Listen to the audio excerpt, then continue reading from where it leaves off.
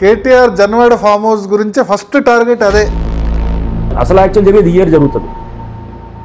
అసౌద్దీన్ ఓవైసీ జోలికి వెళ్తారా? కొన్ని డెమాలిషన్స్ అప్పుడు I delivery switch off the phone also.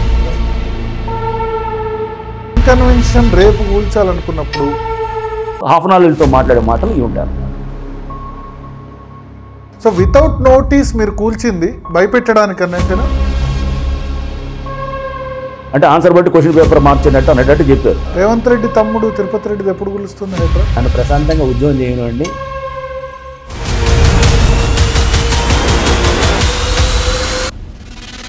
Ranganath కూలుస్తుంది బిల్డింగ్లను కాదు, మధ్యతరగతి పాలిటిక్స్ మాట్లాడటం కాదు. కానీ ఎందుకు నోటీసులు ఇవ్వకుండా కూల్చడం ఎందుకు? ఫస్ట్ డే 1 నుంచి మేము క్లియర్గా ఉన్నాము. మీరు అదర్ సైడ్ ఆఫ్ ఆర్గ్యుమెంట్ వినకుండానే కూల్చేస్తే నోటీసు ఇప్పటికీ కూడా ఇవ్వాల్సిన అవసరం లేదు. 3 రోజుల క్రితం రిజిస్ట్రేషన్ చేసుకున్న వాళ్ళది కూడా కూల్చేశారు. మెడ మీద తల ఉంటుందా, తల మీద మెడ ఉంటుందా? హైదరాబాద్ పేరు చెప్పుకొని కొంతమంది బ్లాక్ మెయిల్ చేస్తున్న వాళ్ళు ఉన్నారు. ఇవన్నీ సాధారణమే. అంటే మాకు కొత్త ఏం కాదు. ఇది జడ్జిమెంట్ ఇంప్లిమెంట్ చేస్తే అసలు సగం హైదరాబాద్ నిలబట్టం చేయాలేము. ఈ సిస్టమ్స్ అన్ని కరెక్ట్ చేయడానికి ప్రభుత్వం హైడ్రాని తీసుకొచ్చింది. HYDRAA is directly reporting to CM. అది ఒక ఇట్స్ వెరీ వ్యాలిడ్ క్వశ్చన్. మీ ఇల్లు కూడా ఎఫ్టీఎల్ పరిధిలో ఉందని. డిమాలిషన్ ఒక్కటే మా ఉద్యోగం కాదు. కొంతమంది మినిస్టర్స్ కామెంట్ చేశారు, హైడ్రా చీఫ్ అత్యుత్సాహం వల్ల మాకు కొంత ఇబ్బందికరమైన పరిస్థితి వచ్చింది. వెకేషన్ నోటీస్ పేదవాళ్ళకి ఇస్తాం, గొప్పవాడికి ఎవరికి వెకేషన్ నోటీస్ ఇవ్వం. కానీ ఇప్పుడు రంగనాథ్ సాఫ్ట్ టార్గెట్ అయ్యారు అనిపించట్లేదా? I feel much more happy. అసలు తగ్గేదేలే. పుష్ప డైలాగులు అన్నీ కాదు, కానీ సినిమా వేరు, నిజం జీవితం వేరు ఉంటుంది. మంచిగానే అనుకుంటారు. ఇప్పటికీ తిట్టుకునే వాళ్ళు కూడా ఉన్నారు. మీకు ఎటువంటి రైట్స్ సంక్రమించదని. 10,000 కోట్ల వర్త్ మీరు గవర్నమెంట్కు సేవ్ చేసినట్టు ఈ ఇయర్ మీరు చూస్తారు, పబ్లిక్ నుంచి అప్రిసియేషన్ వస్తారు.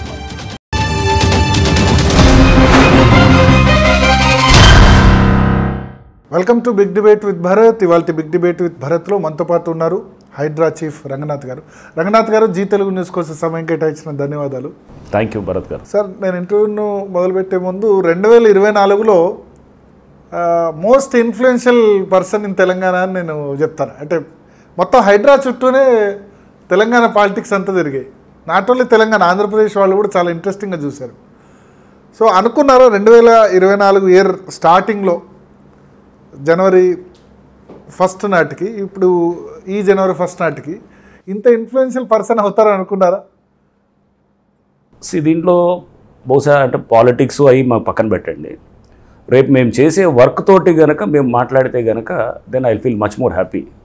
సో ఇది సరే, ఏదో టెంపరీ ఫినామినన్స్, ఏదో ఏది మోస్ట్ ఏది న్యూస్ మేకర్ అనో అనేది, these are all very temporary. News maker మంచి అనుకోండి, మంచి అనుకునే వాళ్ళు ఉన్నారు, చెడు అనుకునే వాళ్ళు ఉన్నారు. ఎగ్జాక్ట్లీ. సో అది మంచి ఉంటుంది, చెడు ఉంటుంది.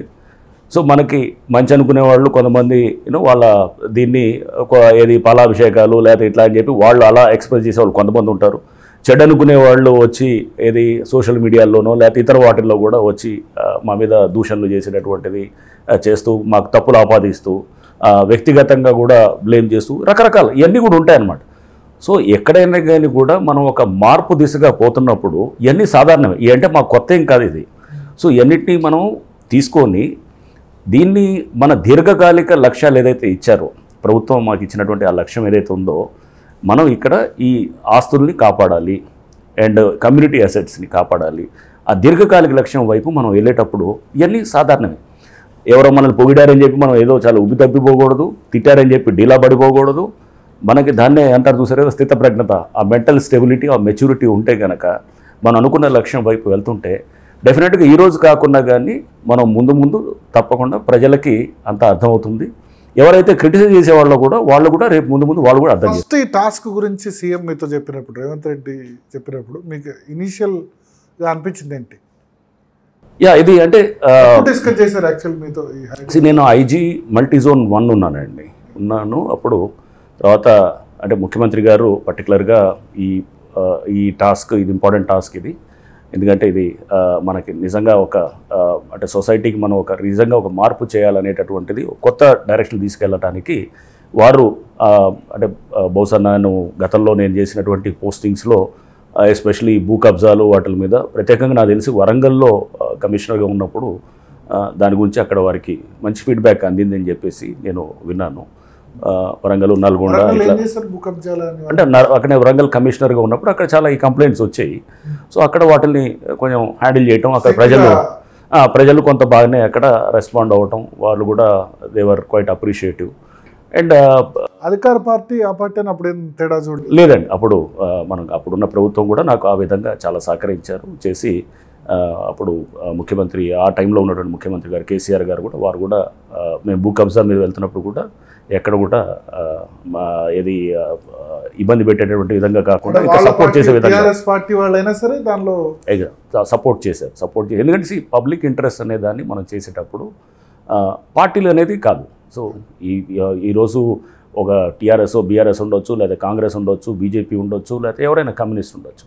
అల్టిమేట్గా నష్టపోయేది ప్రజలు అన్నమాట. సో మనం అందుకోసం దాన్ని మనం క్లియర్గా ఉంటే కనుక దెన్ మనకి అన్ని పార్టీలు కూడా సపోర్ట్ చేస్తాయి. సో అప్పుడు నేను వరంగల్ ఉన్నప్పుడు అన్ని పార్టీలు సపోర్ట్ చేశారు. అక్కడ టీఆర్ఎస్ సపోర్ట్ చేశారు, కాంగ్రెస్ సపోర్ట్ చేశారు, లెఫ్ట్ పార్టీ సపోర్ట్ చేశారు, బీజేపీ వారు కూడా సపోర్ట్. టీఆర్ఎస్ అంటే అసలు అక్కడ చేసింది అప్పుడు బీఆర్ఎస్ నేతలను కదా భూ కబ్జాలు చేసి. నేనే అదే అందుకోసం వారిని అరెస్ట్ చేసినా కానీ కూడా, ఎంతోమంది వాళ్ళ లీడర్స్ని అరెస్ట్ చేసినా కానీ కూడా పార్టీ పరంగా కూడా వాళ్ళు సపోర్ట్ చేయడం జరిగింది. అప్పుడున్నటువంటి అడ్మినిస్ట్రేషన్ కూడా సపోర్ట్ చేయడం జరిగింది అనమాట. సో అప్పుడున్నటువంటి అప్పుడున్న కాంగ్రెస్ వాళ్ళు కూడా ఆ టైంలో, అంటే లాస్ట్ ఇయర్ ఇదంతా 2023లో నేను చెప్పేది. సో 23లో అప్పుడు వాళ్ళు కూడా అందరూ అన్ని పార్టీలు చేశారు. మంచి చేస్తున్నప్పుడు రాజకీయాలకు అతీతంగా మనం పోతుంటే అందరూ చేస్తారని నేను అది చెప్పాలనుకుంటున్నాను ఫైనల్గా. సో దాంట్లో పాలిటిక్స్ వరంగల్ దృష్టిలో పెట్టుకొని ఇక్కడ ఇంప్లిమెంట్ అనుకుంటాను. వరంగల్, నల్గొండలో కూడా నేను చేసినప్పుడు దాదాపు 4 ఏళ్ళు చేశాను. అంటే అక్కడ కొంత బెటర్గా హ్యాండిల్ చేశాను. దీనికి కొంచెం ఏంటంటే ఇట్లాంటి ఇష్యూస్కి హ్యాండిల్ చేయాలంటే కనుక చాలా కొంత బ్యాలెన్స్డ్గా ఉండాలి. కొంచెం దాంతోపాటు మనకి చాలా స్టబన్గా కూడా ఉండాలి కొన్ని సందర్భాల్లో. కొంచెం అంటే మనం జాగ్రత్తగా, అంటే మనము ఏంటంటే మనం టార్గెట్ ఇచ్చిన దాన్ని, మనం లక్ష్యాన్ని మనం కనుక అచీవ్ చేయాలంటే కనుక కేర్ఫుల్గా చేయాలి. చేసి మనల్ని దాన్ని అనుకున్న లక్ష్యం ఏదైతే ముఖ్యమంత్రి గారు, ప్రభుత్వం నాకు ఇచ్చిన లక్ష్యాన్ని నేను తీసుకెళ్లేదానికి నా సాయశక్తులు, అంటే 100% కాదు 200% కమిట్మెంట్ తోటి, డెడికేషన్ తోటి తీసుకెళ్తామని ఆ నమ్మకం బహుశా ఆ నమ్మకం వారికి వచ్చిందని నేను అనుకుంటాను. అందుకోసం నన్ను ఈ టాస్క్ కోసం లేదు, నేను యాక్చువల్గా నాకు చెప్పింది ఇది ఇంపార్టెంట్ టాస్క్ ఇది. సో మీరు కావాలని హ్యాండ్ పిక్ ఇది అనేటట్టు నాకు చెప్పడం జరిగింది. సో ఐ సెడ్ 100% నేను చేస్తాను. అంటే ఆ ఫస్ట్ సిట్టింగ్లో నేను అంతా చెప్పారా, హైదరాబాద్లో లేక్ ప్రొటెక్షన్ కానీ? లేదు, అప్పుడు క్లారిటీ ఇది మనకి డిజాస్టర్ మేనేజ్మెంట్, అసెట్ అంటే క్లారిటీ లేకుండే. బట్ ఇదివరకు అసలు డిజాస్టర్ మేనేజ్మెంట్ అంటే ఒక పనిష్మెంట్ పోస్టింగ్ లా ఉండేది కదా. అంటే డిజాస్టర్ రెస్పాన్స్, అసెట్ ప్రొటెక్షన్ అంటే ఇది ఫస్ట్ నేను నాకు కూడా అర్థం కాలేదు. డిజాస్టర్ రెస్పాన్స్ అంటే ఇదేంటి, ఏం చేస్తాం డిజాస్టర్ రెస్పాన్స్? నేను ఐజీ మల్టీజోన్ 1గా దట్ వాజ్ ఇంపార్టెంట్ డ్యూటీస్లో ఉన్నాను అప్పుడు. నార్త్ అండ్ సెంట్రల్ తెలంగాణ అంతా కూడా అప్పుడు ఇది నేను I was looking after the law and order, దానికి రిలేటెడ్గా చూస్తూ ఉన్నాను. దాదాపు 17 జిల్లాలు ఉండే అనమాట, 17 ఇది మనకి పోలీస్ యూనిట్స్ ఉండేది. సో ఉన్నప్పుడు that was an important task. నేను కాసేపు నాకు అర్థం కాల, ఇది డిజాస్టర్ రెస్పాన్స్ అంటే ఇది అంత మరి మనం చేయడానికి అంత స్కోప్ ఉన్న ఉద్యోగం కాదని. బట్ వచ్చిన తర్వాత అర్థమైంది దీని చాలా ఇంపార్టెంట్ ఇది. అంటే బహుశా లైఫ్లో ఇటువంటి ఆపర్చునిటీ చాలా తక్కువ మందికి వస్తాము. అంటే ఇంత మంచి ఒక సిస్టమ్ని మనకంటే సొసైటీ మీద లాంగ్ లాస్టింగ్ ఇంపాక్ట్, అంటే మనం నిజంగా దీర్ఘకాలికంగా మనం సమాజంని ఇంపాక్ట్ చేయగలిగేటువంటి కొన్ని పోస్టులు ఉంటాయి, కొన్ని ఉద్యోగాలు ఉంటాయి. డెఫినెట్గా నేను I think HYDRAA is one such. మంచిగానే అనుకుంటారు, ఇప్పటికీ తిట్టుకునే వాళ్ళు కూడా ఉన్నారు. అదే నేను చెప్పాను, తిట్టుకునే వాళ్ళు ఉంటారు, మనకి మెచ్చుకునే వాళ్ళు ఉంటారు. ఇవన్నిటికీ మనం అతీతంగా వెళ్ళాలన్నమాట. మీకు ఎప్పుడైతే కనుక మీరు బెస్ట్ ఎగ్జాంపుల్ ఈజ్ మన మన్మోహన్ సింగ్ గారు ఈ మధ్య చనిపోయారు. వారు ఈ was one of the wonderful finance minister and prime మినిస్టర్గా చేశారు. పివి నరసింహరావు గారి క్యాబినెట్లో వారు ఫినాన్స్ మినిస్టర్ ఉన్నారు. పివి నరసింహరావు గారు కూడా 1991 లిబరలైజేషన్ ఇది. ఆ టైంలో మనకు తెలుసు ఆయన ఫైనాన్స్ మినిస్టర్గా పెట్టడమే అసలు చాలా క్రిటిసిజం చేశారు. ఆయన ఫైనాన్స్ మినిస్టర్ ఉన్నారు, వీరు అప్పుడు ప్రైమ్ మినిస్టర్గా ఉన్నారు. ఆ టైంలో చాలా క్రిటిసిజం. మేము ఆ టైంలో కాలేజీలో ఉన్నాం. అప్పుడు మేము కూడా ఫాలో అవుతున్నప్పుడు వరల్డ్ బ్యాంక్ని అమ్ముడుపోయింది, లేకపోతే ఏది మొత్తం ఏది పెట్టుబడిదారులకి ఇది మొత్తం ఇదైంది, ప్రైవేటీకరణకు అయిపోయారు, బందులు జరిగాయి, చాలా స్ట్రైకులు జరిగాయి. ఆ టైంలో కూడా అంటే ఎప్పుడైనా కానీ మార్పు అనేదానికి చాలా వ్యతిరేకత ఉంటుంది. There is always resistance to change. So ఇది అంతా అప్పుడు మనకు ఆ పరిస్థితులకు వేరే దారి లేదు. ఏముండింది ఆ టైంలో లిబరలైజేషన్ లేకపోతే మనకు ఉన్నటువంటి బ్యాలెన్స్ ఆఫ్ పేమెంట్స్ ఇంకా హార్డ్లీ కొన్ని వీక్స్ ఒక నెలకు ఎంత సరిపడేది ఉంది, విదేశీ మారక ద్రవ్యాలు మొత్తం అంతా లేదు. దాన్ని మనం ఓవర్కమ్ చేయడానికి పెద్ద ఎత్తున కూడా అప్పుడు స్ట్రక్చరల్ రిఫార్మ్స్, ఎకనామిక్ రిఫార్మ్స్ ఇవన్నీ తీసుకెళ్లడంతో ఇప్పుడు మనం ఆ బెనిఫిట్స్ అంతా దేశం అంతా ఇప్పుడు చూస్తున్నారు. సో అంటే ఒక ఏదైతే కనుక అప్పుడే కనుక వాళ్ళు ఆ బంధులకో స్ట్రైకులకో కాస్త డీలా పడిపోయి ఉంటే కనుక మనం ఈ దిశలో మన ఈ స్టేట్ ఇప్పుడు ప్రస్తుతం రిఫార్మ్స్ కు ఎప్పుడు కూడా వ్యతిరేకత ఉంటుంది. 100% ఉంటుంది. హైడ్రా కూడా రిఫార్మ్ అనొచ్చా? పెద్ద తెలంగాణ రాష్ట్రంలో 100% అది 100. ఎందుకంటే అది ఒక కొత్త సిస్టమ్ వైపు తీసుకెళ్తున్నాం. ఇన్నాళ్ళు ఒక చెరువులు కబ్జాలు చేయడమో, లేకపోతే గవర్నమెంట్ భూములు కబ్జాలు చేయడమో, లేకపోతే పార్కులు కబ్జాలు చేయడమో, లేకపోతే community assets like open spaces కబ్జాలు చేస్తూ దాన్ని యథేచ్ఛగా దాన్ని ఆక్యుపై చేసుకుంటూ వ్యవస్థల్ని మేనేజ్ చేసుకుంటూ జరిగేటటువంటి దానికి ఇది ఒక అద్భుతమైన ఏజెన్సీగా ఇది బహుశా మరి నాకు ముఖ్యమంత్రి గారికి ఈ ఆలోచన ఎలా వచ్చిందో నాకు తెలియదు, కానీ అందరూ వేరే స్టేట్స్కి వెళ్ళినప్పుడు అలా చెప్తారు, అలా ఎలా వచ్చింది ఈ ఆలోచన మీకు మీ గవర్నమెంట్కి మీ సీఎం గారికి అని అడుగుతుంటారు. నాకు తెలియదండి ఇది మరి అంటే ఇది ఒక ఎంఏయుడిలో మున్సిపల్ అడ్మినిస్ట్రేషన్లో దానికి ఒక ఎన్ఫోర్స్మెంట్ వింగ్ లాగా దీన్ని తీసుకొచ్చారు. గతంలో ఈవీడీఎం ఉండేది, ఎన్ఫోర్స్మెంట్ విజిలెంట్ డిజాస్టర్ మేనేజ్మెంట్ అనేది. అదే అప్పుడు జిహెచ్ఎంసీలో బాగా ఉండేది. ఇప్పుడు జిహెచ్ఎంసీలో బాగా ఉన్నప్పుడు దాంట్లో అంతర్భాగం అయినప్పుడు దాన్ని చెక్ చేయడం అంత ఈజీ కాదు. దీన్ని బయట ఉండి చెక్ చేయడం జిహెచ్ఎంసీలో ఉన్నప్పుడు చాలా లిమిటేషన్స్ ఉండేవి. అంతే కదా, న్యాచురల్ బడ్జెట్ కోసం దీన్ని డిపెండ్ అవ్వాల్సి వస్తుంది, స్టాఫింగ్ కోసం సపోర్ట్ కోసం ఉండాలి. డైలీ అప్పుడు ఉన్నటువంటి ఈవీడీఎం ఎవరైతే డైరెక్టర్ ఉంటాడో హియర్స్ రిపోర్ట్ జిహెచ్ఎంసీ కమిషనర్ ఉంటుంది. సో అంటే ఒక దాంట్లో భాగం అయిపోయినప్పుడు సపోజ్ ఆ ఇన్స్టిట్యూషన్ సపోజ్ ఏదో కొన్ని మనకి వచ్చాయనుకోండి, జిహెచ్ఎంసీలో సపోజ్ ఏదో భూములు కబ్జా అయ్యాయో పార్కులు కబ్జా అయినప్పుడు అక్కడ మనం వాళ్ళని చెక్ చేయాలి అనుకున్నప్పుడు ఎక్స్టర్నల్గా ఉండాల్సింది అనేది ప్రభుత్వం యొక్క ఆలోచన. కార్పొరేటర్ ఉండొచ్చు, లేదా అక్కడ స్థానికంగా రాజకీయంగా ఉండొచ్చు, అధికారికంగా ఉండొచ్చు, ఏదైనా ఉండొచ్చు. బట్ దాన్ని చెక్ చేయటం అనేది బయట ఉండి చెక్ చేయాల్సిన బాధ్యత ఉంది అనేది ప్రభుత్వంకి ఈ ఆలోచన రావటం, దట్ వాజ్ ఎ వండర్ఫుల్ నేను అనుకోవటం. అంటే very conceiving of that idea it self was wonderful అనమాట. ఇప్పుడు ఈ దిశగా చాలా రాష్ట్రాలు చూస్తున్నాయి అనమాట. ఎందుకంటే చాలా చోట్ల మీకు వేరే రాష్ట్రాల వాళ్ళు కూడా చాలా మంది అడుగుతూ ఎట్లా ఈ మోడల్ ఎలా జరుగుతుంది ఏంటి అనేది చాలా మంది ఆరాధిస్తున్నప్పుడు వారికి ఇలా అని చెప్పినప్పుడు వాళ్ళు కూడా దీని గురించి తీసుకుంటూ నెక్స్ట్ దీన్ని వాళ్ళ స్టేట్స్లో కూడా తీసుకెళ్ళడానికి వాళ్ళు అక్కడ కూడా వాళ్ళు they are doing some background work. ఏ రాష్ట్రాలు ఇంట్రెస్ట్ చూపించేశారు? చాలా అడిగారండి. మనకి యూపీ నుంచి అడిగారు, హిమాచల్ నుంచి అడిగారు, ఈవెన్ ఢిల్లీ నుంచి అడిగారు, ఇట్లా మనకి ఎంపీ నుంచి అడిగారు. అధికారులు చాలా మంది అడుగుతున్నారు, కొంతమంది అక్కడ వచ్చినటువంటి ఎన్వైరన్మెంటలిస్ట్. బట్ ఈ భూ కబ్జాలు కానీ లేకపోతే ఈ పార్కులు లేకపోతే లేక్స్ ఎన్క్రోచ్మెంట్ కానీ మన రాష్ట్రంలోనే ఎక్కువ ఉందా? తెలంగాణ ఆంధ్రప్రదేశ్లోనే ఎక్కువ ఉందా? నార్త్లో కూడా ఉందా? అన్ని చోట్ల ఉందండి. ఇది ఒత్తి మన రాష్ట్రం ఎక్సెప్షన్ కాదు. అన్ని రాష్ట్రాల్లో ఇది ఏంటంటే భూములు అలా ఏం లేదు, అన్ని చోట్ల ఉంది. అందుకోసం వాళ్ళు కూడా అక్కడ ఇంట్రెస్ట్ చూపిస్తుంది. ప్రతి చోట ఏంటంటే ఇది నో మ్యాన్స్ ల్యాండ్, ఇది అంటే నోబడీస్ ల్యాండ్, రైట్? ఇప్పుడు మీరు మీ ల్యాండ్ మీద నేను వచ్చి నేను ఎంక్రోచ్ చేయాలని చూస్తాను, మీరు ఆటోమేటిక్గా మీరు పోలీస్ స్టేషన్కి వెళ్తారు, లేదా కోర్టుకి వెళ్తారు, నా మీద ఏదో ఒక ఆర్డర్ తీసుకొస్తారు, లేదా నా మీద ఒక కేసు పెడతారు. అంటే ఇండివిజువల్ అనేవాడు రియాక్ట్ అవుతాడు. సపోజ్ అదే అక్కడ చెరువు ల్యాండ్ ఉందనుకోండి, ఎవడు పట్టించుకోడు. మన దగ్గర ఏముంది, సొసైటీ ఎట్లా ఉంటుంది, మనది కాకపోతే ఏముంది అనేటటువంటి వాళ్ళు చాలామంది ఉంటారు.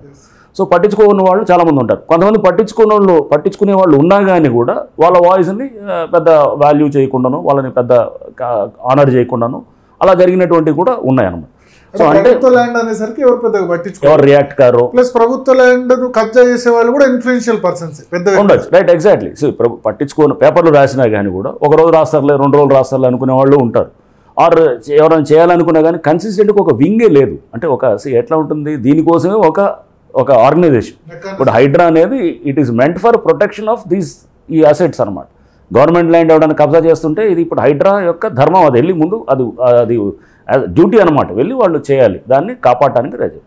తెలిసి అక్కడ కాపాడలేదు అనుకోండి, then there is something wrong with HYDRAA or with me or whatever, right? అది సో మనము అక్కడ మన దృష్టికి వచ్చిన తర్వాత ఆటోమేటిక్గా దాన్ని కాపాడటానికి 100% చేయాలి. ఒక గవర్నమెంట్ ల్యాండ్ కానీ, లేకపోతే ఒక పార్క్ కానీ, లేకపోతే ఒక చెరువు కానీ ఇట్లాంటి వచ్చినప్పుడు.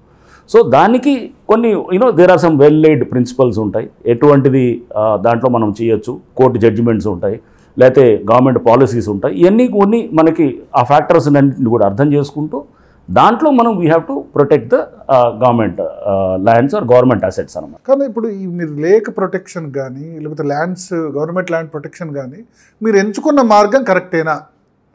డైరెక్ట్గా వితౌట్ నోటీస్ వెళ్ళి కూల్ చేస్తే మీకు ఇప్పటికీ కూడా అంటే ఈరోజు కూడా కొన్ని డెమాలిషన్స్ చేస్తున్నాం, అక్కడ కూడా నోటీసులు ఏమి ఇవ్వట్లేదు. డెమాలిషన్ మళ్ళీ స్టార్ట్ అయ్యా మధ్యలో స్టార్ట్ అవుతుంది. నేను చెప్పాను కదా, బ్రేక్ అనేది బ్రేక్ ఏం కాదు,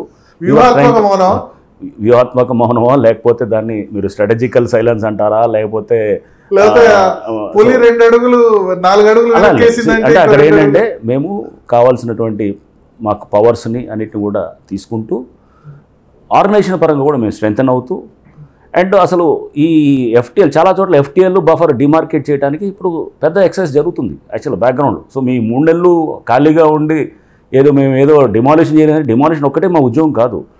డిమాలిషన్ అనేది అది సెకండరీ, ఫస్ట్ ఈ safeguarding the assets. Safeguard చేయాలంటే ముందు మీకు మీ అసెట్ ఏంటో తెలియాలి కదా, మీ ఆస్తులు ఏంటో మీకు మనకు తెలియాలంటే నోటీసులు ఇవ్వకుండా కూల్చడం ఎందుకు? దానివల్ల మీకు చెడ్డ పేరు వచ్చింది అనుకోలేదా? నోటీసు ఇప్పటికీ కూడా ఇవ్వాల్సిన అవసరం లేదు. జస్టిస్ గవాయ్ జడ్జిమెంట్ ఉందన్నమాట, మన సుప్రీంకోర్టు ఇచ్చినటువంటి బిఆర్ గవాయ్ గారిది బుల్డోజర్ జస్టిస్ దాని మీద ఇచ్చినటువంటి జడ్జిమెంట్. దాంట్లో మీరు చూస్తే పారా 91 ఉంటుంది, పేజ్ నెంబర్ 86 లాస్ట్లో జడ్జిమెంట్లో పారా 91లో చాలా స్పష్టంగా ఇస్తారు. మేము ఇచ్చే ఇన్స్ట్రక్షన్స్ అన్నీ కూడా will not apply to these ఏది వాటర్ బాడీస్లో encroachments, railway lines, road related traffic encroachments, ఇట్లాంటి వాటికి ఇది అప్లై కాదు అని చెప్పి ఇస్తారు. అంటే వాళ్ళు నోటీస్ ఇవ్వాలి, ఈ ప్రొసీజర్ అంతా కూడా దాని మిగతా అన్నిటి యూపీలో యోగి గవర్నమెంట్ వ్యతిరేకంగా అది వచ్చిన జడ్జిమెంట్. యోగి గారి గవర్నమెంట్ అంటే దాంట్లో కొంత క్రిమినల్స్ అని చెప్పేసి కొంతమందిని కొంత కమ్యూనిటీస్ని టార్గెట్ చేశారని ఇట్లా దాని మీద వెళ్ళారు, అంటే అందరూ సుప్రీంకోర్టుకి వెళ్ళిన దాని మీద. సో దానిలో దీనికి వాటర్ బాడీస్కి ఎక్సెప్షన్ ఇచ్చారు. ఎగ్జాక్ట్లీ, వాటర్ బాడీసు అండ్ మీరు ఏది road related encroachments, traffic encroachments, railway lines, railway properties ఉంటాయి వాటి దగ్గర కానీ, నాలాస్, వాటర్ స్ట్రీమ్స్, లేక్స్, వీటిలన్నిటికి కూడా ఈ వర్తించదు అనేది. అని దాంట్లో చట్టం కూడా ఉంది. ఇప్పుడు మేము చెప్పేది ఊరినే కోర్టు ఆర్డర్స్ అనే కాదు, 405 GHMC యాక్ట్ చెప్తుంది అన్నమాట. GHMC యాక్ట్ ఏం చెప్తుంది, నోటీస్ అవసరం లేదు వాటర్ బాడీస్లో ఉన్నటువంటి ఏదైతే కనుక ఏది టెంపరీ ఆర్ పర్మనెంట్ స్ట్రక్చర్స్ని రిమూవ్ చేసేటప్పుడు అనేది కూడా 405 GHMC. సెక్షన్ 26 ఆఫ్ యూపీ ఇట్లాంటిదే సంథింగ్ వాళ్ళ కూడా ఏది వాటర్ బాడీస్ ప్రొటెక్ట్ చేసేటువంటి యాక్ట్ ఒకటి ఉంది, దాన్ని కూడా కామన్ చేస్తుంది అనమాట. ఇది సెక్షన్ 26 ఆఫ్ యూపీ. నోటీస్ ఇవ్వకపోతే మీరు అదర్ సైడ్ ఆఫ్ ఆర్గ్యుమెంట్ వినకుండానే కూల్చేస్తే రైట్, దానికి కోట్ల రూపాయల నష్టం వాటిల్తుంది కదా. దీనికి ఫస్ట్ దానికి ఎఫ్టీఎల్ అనేది డిమార్కేషన్ జరుగుతుంది. ఎఫ్టీఎల్ డిమార్కేషన్ అయిన తర్వాత అది పబ్లిక్ డొమైన్లో ఉంది. అక్కడ మీకు ఒక దగ్గరికి వెళ్ళంగానే ఎవరైతే గనక పర్మిషన్ లేకుండా మీరు తీసుకొని కట్టారో, పర్మిషన్ అప్లై చేసినప్పుడే పర్మిషన్ రిజెక్ట్ చేశారో, దొంగ పర్మిషన్ తోటి వచ్చారు, మీరు ఇప్పుడు చెరువు అనేది ఎలా గుర్తుపెడతామండి? మీరు వెళ్తే నేను ఇప్పుడు నాకు ఈజీ వెళ్తే అక్కడ ఎక్కడెక్కడైతే షెడ్లు ఉంటాయో, నర్సరీలు ఉంటాయో, అది చెరువు అని నేను గుర్తుపట్టేస్తాను అన్నమాట. ఎందుకంటే అది టెంపరీ స్ట్రక్చర్స్ ఉంటాయని, అక్కడ పర్మనెంట్ బిల్డింగ్స్ రావు. సో మీరు ఎక్కడికైనా వెళ్తే కనుక చెరువు అనేది మీరు చూడండి. ఇప్పుడు అంటే ఈ 5 నెలల నాకు అనుభవంలో నేను చూసింది, చెరువు అనే దగ్గరికి ఎక్కడికి వెళ్తే ఇది చెరువు అయి ఉండొచ్చు అనుకుంటే ఆ చెరువు ఉంటుంది అనమాట. అక్కడ అన్ని షెడ్లే ఉంటాయి, అన్ని షెడ్లు ఉంటాయి, నర్సరీలు వస్తాయి, పర్మనెంట్ బిల్డింగ్స్ ఏం రావు. అంటే అక్కడ ఉన్నటువంటి కట్టిన వాళ్ళందరికీ కూడా తెలుసు అది చెరువు భూమి అనేది తెలుసు అనేది కాదు. పర్మిషన్ అనేది లేదు తెలుసు వాళ్ళకి, పర్మిషన్ రాదు. పర్మిషన్ వచ్చినా కూడా కొట్టారు మీరు. పర్మిషన్ రాదు, అది కూడా చెప్తున్నాను. పర్మిషన్ దొంగ పర్మిషన్లు తీసుకొస్తారు. కానీ పర్మిషన్ ఇచ్చిన వాళ్ళకి తప్పు కదా. నేను వినండి, పర్మిషన్స్ ఇప్పుడు మేము గండిపేటలో కూల్చాము, పర్మిషన్ ఎవరిదని చూపించారు?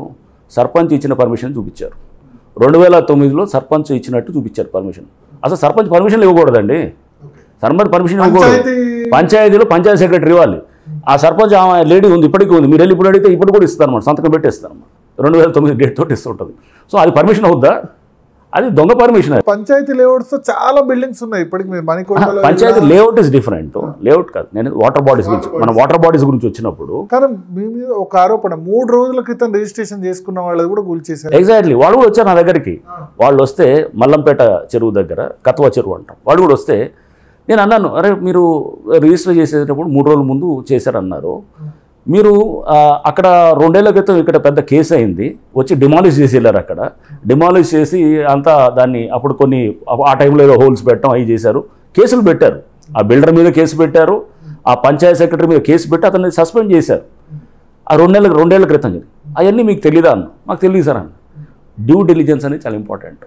సో అనేది లా తెలియటం కాదు, మీరు ఎంక్వైరీ. ఇప్పుడు మనం ఒక అమ్మాయిని పెళ్ళికి ఇచ్చేటప్పుడు మనం ఏం చేస్తాం? ఎంక్వైరీ చేస్తాం లేదా?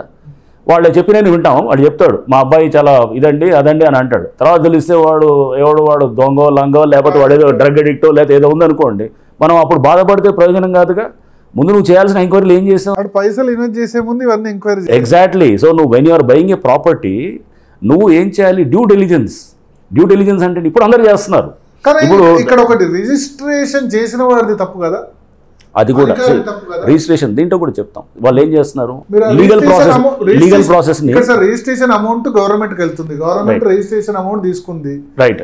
మరి అది మీకు అది కూడా రిజిస్ట్రేషన్ వాళ్ళు కోర్టుకి వెళ్ళి ఆ బిల్డరు లేకపోతే ఎవడో వెళ్ళేసి కోర్టుకి వెళ్ళి కోర్టు ద్వారా ఒకటి తీసుకొస్తున్నారు అంటే వాళ్ళు హైడ్ చేస్తున్నారు అక్కడ. అప్పుడు అధికారులు అక్కడ అతని మీద యాక్షన్ తీసుకున్నారు. ఇది ఇప్పుడు అమీన్పూర్ ఫర్ ఇన్స్టెన్స్, అమీన్పూర్లో చేసిన పటేల్గూడలో వాళ్ళు వెళ్ళి కోర్టుకి వెళ్ళి కోర్టులో కొంత రాంగ్గా మిస్రిప్రజెంట్ చేసి వాళ్ళు ఒక రిజిస్ట్రేషన్స్ అయ్యేటట్టు తీసుకొచ్చారు. సో అక్కడ ఉన్నటువంటి అధికారుల మీద అప్పుడు యాక్షన్ తీసుకున్నారు. ఆ పంచాయత్ సెక్రటరీ వాజ్ సస్పెండెడ్, ఇదంతా జరిగింది. ఇది వాడు రిజిస్ట్రేషన్ కంటిన్యూ చేస్తున్నాడు.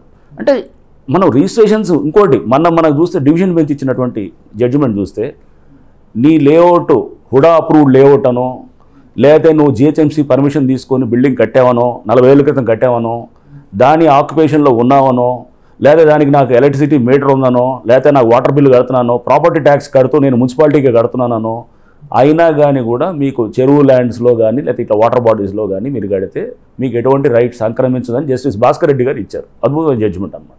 సో అంటే గవర్నమెంట్ జడ్జిమెంట్ ఇంప్లిమెంట్ చేస్తే అసలు సగం హైదరాబాద్ నిలబట్టం చేయాలి ఇంప్లిమెంటేషన్. అందుకోసం కదా దాంట్లో ఇప్పుడు మనం చేసినప్పుడు పాత బిల్డింగ్స్ని చెరువు అంతా మొత్తం మీరు చెప్పిన హైకోర్టు అంటే నేను మీకు అంటే అవేర్నెస్ చేయడానికి చేస్తున్నాను. ఇంప్లిమెంట్ చేయడానికి అనే దానికంటే కనుక అన్ని ఇల్లులు కొలగొట్టాలి, చెరువుల్లో చేయట్లేదు కదా.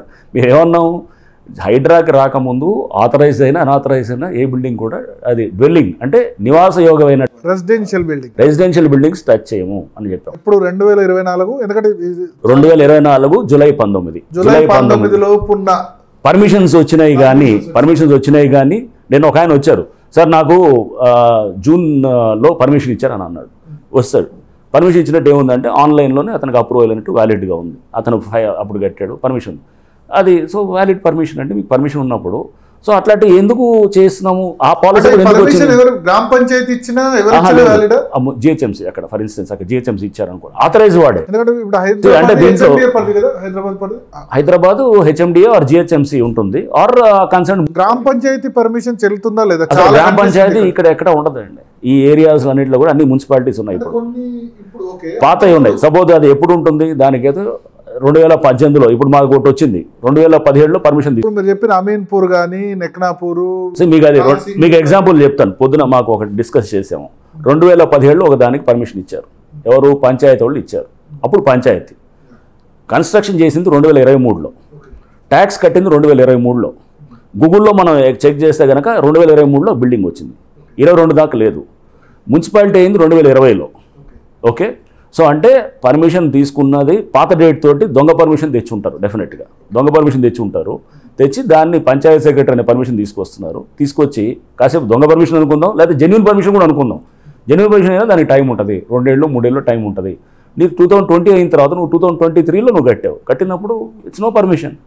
సో లీగల్గా నీ పర్మిషన్ లేదన్నట్టు. సో పంచాయతీ పర్మిషన్స్ విషయంలో 1-2 సార్లు క్రాస్ చెక్ చేసుకోవాలి. ఎగ్జాక్ట్లీ. అంటే మీరు ఇప్పుడు పంచాయతీలు లేవు, అన్ని మున్సిపాలిటీస్ అయిపోయినాయి. హైదరాబాద్ చుట్టూ ఔటర్ రింగ్ రోడ్ దాకా హైడ్రా పరిధిలో ఉన్నది కార్పొరేషన్ ఒకటి, జిహెచ్ఎంసీ ఉంది, plus 7 corporations like Nizampet corporation ఇట్లా ఉన్నాయి, బండ్లగూడ జాగీర్ కార్పొరేషన్, ఇట్లా 7 కార్పొరేషన్స్ అండ్ 20 మున్సిపాలిటీస్ ఉన్నాయన్నమాట. సో 2000 స్క్వేర్ కిలోమీటర్స్ ఉన్నటువంటి ఏరియా.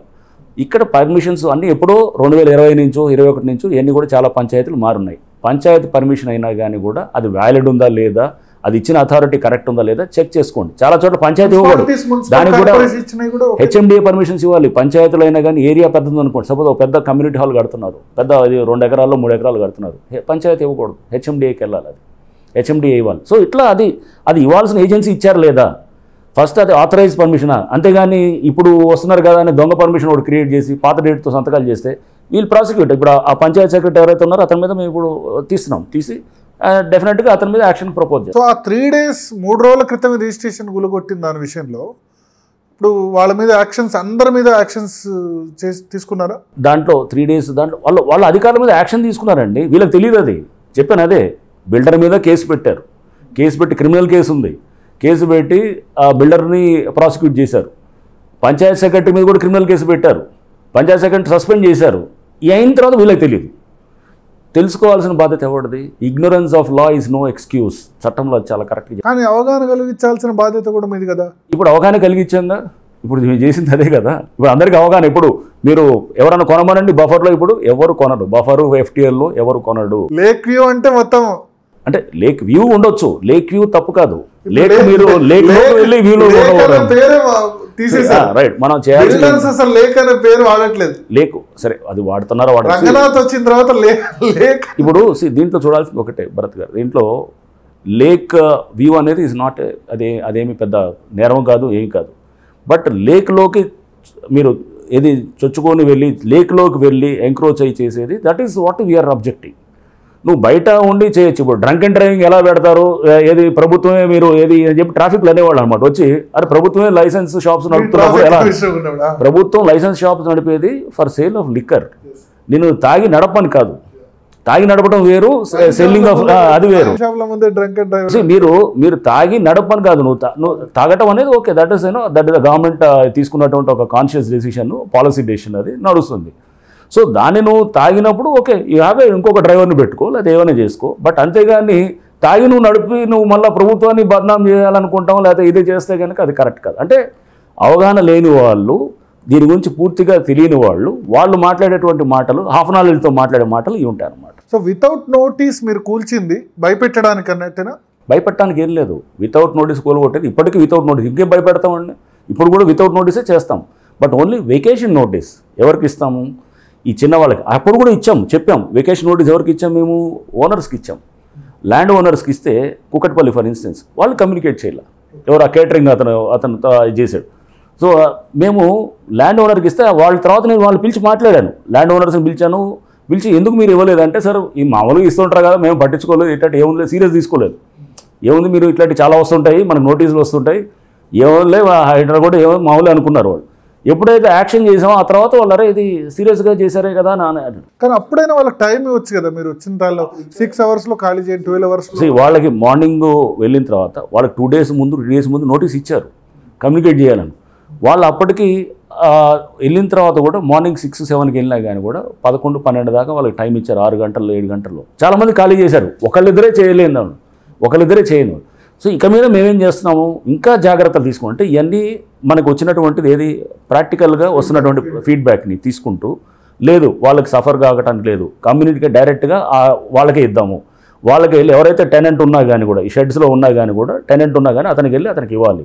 అండ్ మేము ప్రెస్ మీట్లో కూడా చెప్పాం, చూడండి ఇప్పుడు మీరు అందరూ కూడా పబ్లిక్ కూడా మేము రిక్వెస్ట్ చేసింది, ఈ చెరువుల దగ్గర షెడ్లు ఇవన్నీ అన్నీ అనాథరైజ్డే. దాంట్లో మీరు కనుక మీరు ఏదో అక్కడ ఉండి మీరు అక్కడ ఏదో వర్క్షాప్ పెట్టుకుంటారనో, లేకపోతే ఇంకేదో మీరు అక్కడ మీరు ఏదో గోడౌన్ పెట్టుకున్నారనో, లేకపోతే ఇట్లా కేటరింగ్ యూనిట్ పెట్టుకున్నామనో, ఇట్లా పెట్టుకుంటే కనుక ఎప్పుడైనా మీకు ఇబ్బందే. సో మీకు ముందుగానే ఒక జనరల్ అలర్ట్ ఇస్తున్నాము. రేపు మేము కూల్చామనంటే కనుక లేదు, ఇది మీకు ముందు అవగాహన తెలుసుకోవాలి. సూసైడ్ కూడా చేసుకున్నారు హైదరాబాద్తో. హైడ్రా అనే దాన్ని పెట్టి అన్నీ చేశారు. హైడ్రా దాంతో చేసి మాకు ఆదిలాబాద్లో కూడా జరిగిందని మాకే ఆపాదించారు. సిద్దిపేటలో సంబంధం లేకుండా ఒక బిల్డింగ్ కూలగొడితే అక్కడెక్కడో అది రాయి తగిలి హోంగార్డ్ తగిలితే దాన్ని కూడా హైడ్రా, అది మాకు సంబంధం లేదు అసలు. అది ఎక్కడో ఉంది, అది హైడ్రా, అది డెమాలిషన్ చేసింది హైడ్రా కాదు. అయితే కాదు, అక్కడ లోకల్ ఎవడో చేశాడు, అక్కడ బిల్డర్ ఎవడో, అక్కడ లోకల్ ఉన్నటువంటి డెమాలిషన్ ఎవడో అతను రాయి వచ్చి తగిలింది అయితే వాస్తవం కదా. యాక్చువల్లీ అక్కడ అతను హోంగార్డ్ తగిలింది అక్కడ, బట్ అది బిల్డింగ్ ఏదో డెమాలిషన్, అది మాకు ఆపాదించారు. ఎవరైతే ఆ లేడీ చనిపోయిందో ఇక్కడ కుకట్పల్లి దగ్గర, అసలు ఆమె దానికి సంబంధం లేదు. ఆమె చనిపోయింది ఏదో వాళ్ళ ఇంట్లో ఏదో ఇష్యూ ఉండొచ్చు, నాకు తెలియదు ఆ ఇష్యూ ఏమైందో, వాళ్ళ బిడ్డలతో భయంతో. అవన్నీ నేను అందుకు I don't want get it to politics మాట్లాడటం కాదు, కానీ ప్రతి దాన్ని మాకు ఆపాదించి, మూసీలో ఆటో డ్రైవర్ ఎవడో చనిపోతే అక్కడ ఏదో దానికి కూడా హైడ్రా భయంతో అంటే అందరూ ఎవరు చనిపోయినా హైడ్రా భయంతో అనమాట. మూసీకి హైడ్రాకి సంబంధం లేదు. ఇప్పటిదాకా మా యాక్షన్స్ తోటి ఒక్కళ్ళు కూడా ఏది చనిపోయినట్టు అనేది ఎక్కడ లేదు. ఇది కేవలం మా మీద చేస్తున్నటువంటి ఏంటంటే ఒక దుష్ప్రచారం, ఒక నెగిటివ్ ప్రాపగాండా. ఎందుకు చాలామంది దీన్ని ఇన్స్టిట్యూషన్ని చెక్ చేయడానికి ట్రై చేస్తారు. ఎవరు బిల్డర్స్ ఉండొచ్చు వెనకాల, లేకపోతే దాని వెనకాల వాడు వెస్టర్న్ ఇంట్రెస్ట్లు ఉండొచ్చు, రకరకాలు ఉండొచ్చు, గవర్నమెంట్ని బ్లేమ్ చేయాలనుకునే వాళ్ళు ఉండొచ్చు, లేకపోతే కొంత కావాల్సిన సోషల్ మీడియా ఉండొచ్చు, రకరకాలుగా ఉంటారు. ఎవరి ఇంట్రెస్ట్లు వాళ్ళకు ఉంటాయి. ఆ ఇంట్రెస్ట్లన్నింటినీ నేను అవన్నీ సాటిస్ఫై చేయాలనేది కాదు నాకు కనపడేది నా టార్గెట్ అనమాట, లక్ష్యం. రేపు ఇది రేపు ఒక 20 ఏళ్ల తర్వాత 10 ఏళ్ల తర్వాత హైడ్రా అనేది రావడంతో మన లైఫ్ బాగైంది, ఒక మంచి మన సివిలైజ్డ్ లైఫ్కి వచ్చాము. లైఫ్ బాగైందని అనుకుంటారు, ఖచ్చితంగా చెప్పగలుగుతున్నారు. అది డెఫినెట్గా వస్తుంది. మీరు అది కాదు 100% కాదు, నేను 500% చెప్తాను. కానీ ఇప్పుడు ఎక్కడ చూసినా సిటీలో నాకైతే ఎవరు కనబడినా సరే రియల్ ఎస్టేట్ పడిపోయింది హైడ్రా వల్ల. ఏ బిల్డర్ దగ్గరికి వెళ్ళినా, a common man, A investor దగ్గరికి వెళ్ళినా రంగనాథ్ కూలుస్తోంది బిల్డింగ్లను కాదు, మధ్యతరగతి కళల సౌదాన్ని, మధ్యతరగతి ఆశల సౌదాన్ని మీకు మీరు చూస్తే కనుక ఆండ్రాక్ వాళ్ళు ఇచ్చినటువంటి చూసాము, కుష్మన్ వేక్ఫీల్డ్ వాళ్ళు ఇచ్చినటువంటి చూసాము, మన జిహెచ్ఎంసీ కమిషనర్ గారు, హెచ్ఎండిఏ ఆఫీసర్స్ వాళ్ళు కూడా ఇచ్చిన ప్రెస్ మీట్ చూసాము. అన్ని చోట్ల కూడా సేల్స్ పెరిగాయి అనేది ఉన్నది. సేల్స్ పెరిగాయని రిజిస్ట్రేషన్స్ తోటి చూపిస్తున్నారు. అనే దీనికి రిజిస్ట్రేషన్ దీనికి మనకు ఉన్నటువంటి ఇన్వెంటరీ, ఎంత ఇన్వెంటరీ ఉంది అనేది, సేల్ డిమాండ్ సప్లై దాంట్లో ఇన్వెంటరీ ఎంత ఉంది, అది అన్సోల్డ్ ఇన్వెంటరీ, అన్సోల్డ్ అంటే ఇంకా అమ్ముడు పోవాల్సిన ఇన్వెంటరీ ఎంత ఉంది, నెక్స్ట్ బ్యాంక్ క్రెడిట్ ఎలా ఉంది, ఇంట్రెస్ట్ రేట్స్ ఎలా ఉన్నాయి, నెక్స్ట్ దీంతో పాటు ఓవరాల్ పాలసీస్ అంటే ఓవరాల్ కంట్రీ వైడ్ లేకపోతే బయట నుంచి ఇన్వెస్ట్ చేసేటటువంటి మనీ కానీ ఇవన్నీ కలిపి ఏదైనా కానీ చెప్పేది హైడ్రా అకౌంట్లో వేసేస్తే కనుక మొత్తం పోతే అయిపోయింది. సో నేను ట్రాఫిక్లో ఉన్నప్పుడు చెప్పేవాళ్ళు, మీకు చెప్తాను, ట్రాఫిక్లో ఉన్నప్పుడు ఎవడు ఏ లేట్ అయినా కానీ కూడా ఈ ట్రాఫిక్ అని ఆపాదించేవాళ్ళు అనమాట. వాడు ఇంటి దగ్గర లేట్గా మొదలెట్టినా కానీ వాడు రావడంలో బయలుదేరడానికి రేపు 10:30కి మీటింగ్ అని చెప్పి 10:20కి బయలుదేరి ట్రాఫిక్ రాలేదు అని అంటే అన్నింటినీ తోసేది ఇది ఒకటి వేసేస్తారు అంటే. ఒకటి సార్, 2016 నుంచి 23 వరకు రియల్ ఎస్టేట్కు హైదరాబాద్లో స్వర్ణయుగం. 2023లో ఎలక్షన్ ఇయర్ కాబట్టి ఎలక్షన్ ఇయర్ ఎప్పుడు కూడా రియల్ ఎస్టేట్ తగ్గుతుంది. అప్పటి నుంచి మొదలైందంటే ఇంకా మా పరిస్థితి అస్సలు బాగాలేదని ప్రతి హైడ్రా అనేది బిల్డర్ నుంచి మొదలు పెడితే పెద్ద బిల్డర్ భరత్ గారు, హైడ్రా అనేది హైదరాబాద్లో ఉంది.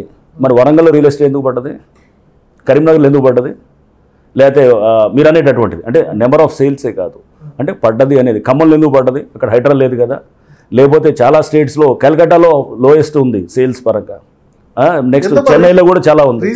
చెప్పాను కదా, ఓవరాల్ మ్యాక్రో పాలసీస్ చాలా ఉంటాయి కంట్రీ వైడ్ కూడా.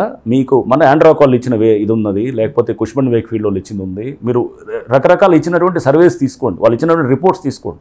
తీసుకున్నప్పుడు ఓవరాల్గా దేస్ ఏ కొంత ఇది డిక్లైన్ ఉంది. బట్ మీకు మిగతా ప్రాంతాల్లో డిక్లైన్ ఉన్నా తెలంగాణలో మాత్రం అప్వర్డ్. మీరు ఆంధ్రప్రదేశ్ రియల్ ఎస్టేట్ చూడండి మొత్తం కొలాప్స్ అయింది. తెలంగాణలో మాత్రం 2016 నుంచి 23 మాత్రం మీరు చూస్తే ప్రతి ఇన్వెస్టర్ కు ఒక స్వర్ణయుగం లాంటిది, డబుల్ ట్రిపుల్ అయిపోయిన పరిస్థితి. ఇంకొకటి మీరు 2023 దాకా లేకపోతే 22 దాకా ఇది ఉన్నది అన్సోల్డ్ ఇన్వెంటరీ కూడా. మీరు బిల్డర్ని అడిగితే కనుక అన్సోల్డ్ ఇన్వెంటరీ ఎంత ఉందో అడిగితే చెప్తారు వాడు. ఎన్ని ఉన్నాయి మీరు చూడండి అక్కడ. అది లాస్ట్ 1 ఇయర్ నుంచి 2 ఇయర్స్ నుంచి అన్సోల్డ్ ఇన్వెంటరీ కూడా మీరు అది కూడా చూస్తారు. అంటే దిస్ ఈజ్ పార్ట్ ఆఫ్ ఇది ఏది కరెక్షన్ మెకానిజం అనేది జరుగుతూనే ఉంటుంది. కొంత ఏది ఆ టైం మనం చూసాం, ఏది ఒక సందర్భంలో స్టీప్కి వెళ్ళిపోయిన తర్వాత మళ్ళీ పీక్కి వెళ్తుంది, మళ్ళీ వస్తుంది, మళ్ళీ కరెక్షన్ అవుతుంది, ఇవన్నీ జరుగుతుంటాయి అనమాట. ఖచ్చితంగా ఇప్పుడు ఇది హెల్తీ కరెక్షన్ అనుకోవచ్చా? స్టాక్ మార్కెట్ కూడా అసలు నేను అనుకోవడం అసలు రియల్ ఎస్టేట్ పడలేదు. రియల్ ఎస్టేట్ అనేది ఇంకోటి మీకు చెప్తున్నా, రియల్ ఎస్టేట్ అంటే ఏంటండి, రేట్లు పట్టడం రియల్ ఎస్టేటా? కాదు. రియల్ ఎస్టేట్ దానికి మీకు చెప్తాను, ఇవన్నీ పడిపోవడం వల్ల చాలా మంది ఎంప్లాయ్మెంట్ లాస్ అయింది. ప్రత్యక్షంగా పరోక్షంగా చాలా మంది ఈ సెక్టర్ మీద ఆధారపడి ఉన్నారు.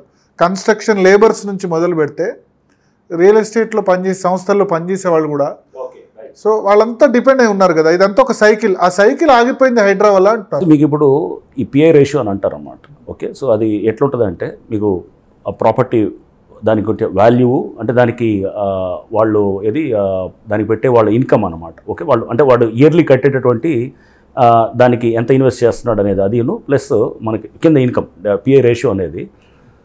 మీరు సపోజ్ మీరు వాల్యూ ఆఫ్ ద ప్రాపర్టీ అది దాని వాల్యూ ఆఫ్ ద ప్రాపర్టీ ₹1,00,00,000 ఉండేది 75,000 అయింది అనుకోండి. సో మీకు ఏమవుతుంది దీనివల్ల నేను అంటే చెప్పాలనుకుంది ఏంటంటే నీ ఈఎంఐస్ లేకపోతే పెట్టేవాళ్ళు మీకు in the sense that EMI నీకు తగ్గుతుంది. తగ్గడం వల్ల ఎవరికి అడ్వాంటేజ్ అవుతుందండి? ఈఎంఐ నువ్వు కట్టాల్సింది సపోజ్ ₹1,00,000 కట్టాల్సిన ఈఎంఐ 75,000 అవుతుంది ఎవ్రీ మంత్. ఓకే, అయినప్పుడు మీకు దీంతో అంటే మీకు కట్టేటటువంటి దాన్ని మీ ఈఎంఐ పడిపోతున్నప్పుడు న్యాచురల్గా ఎవరికి అడ్వాంటేజ్? ఒక మిడిల్ క్లాస్ వాడుకో లేకపోతే ఇదనేది.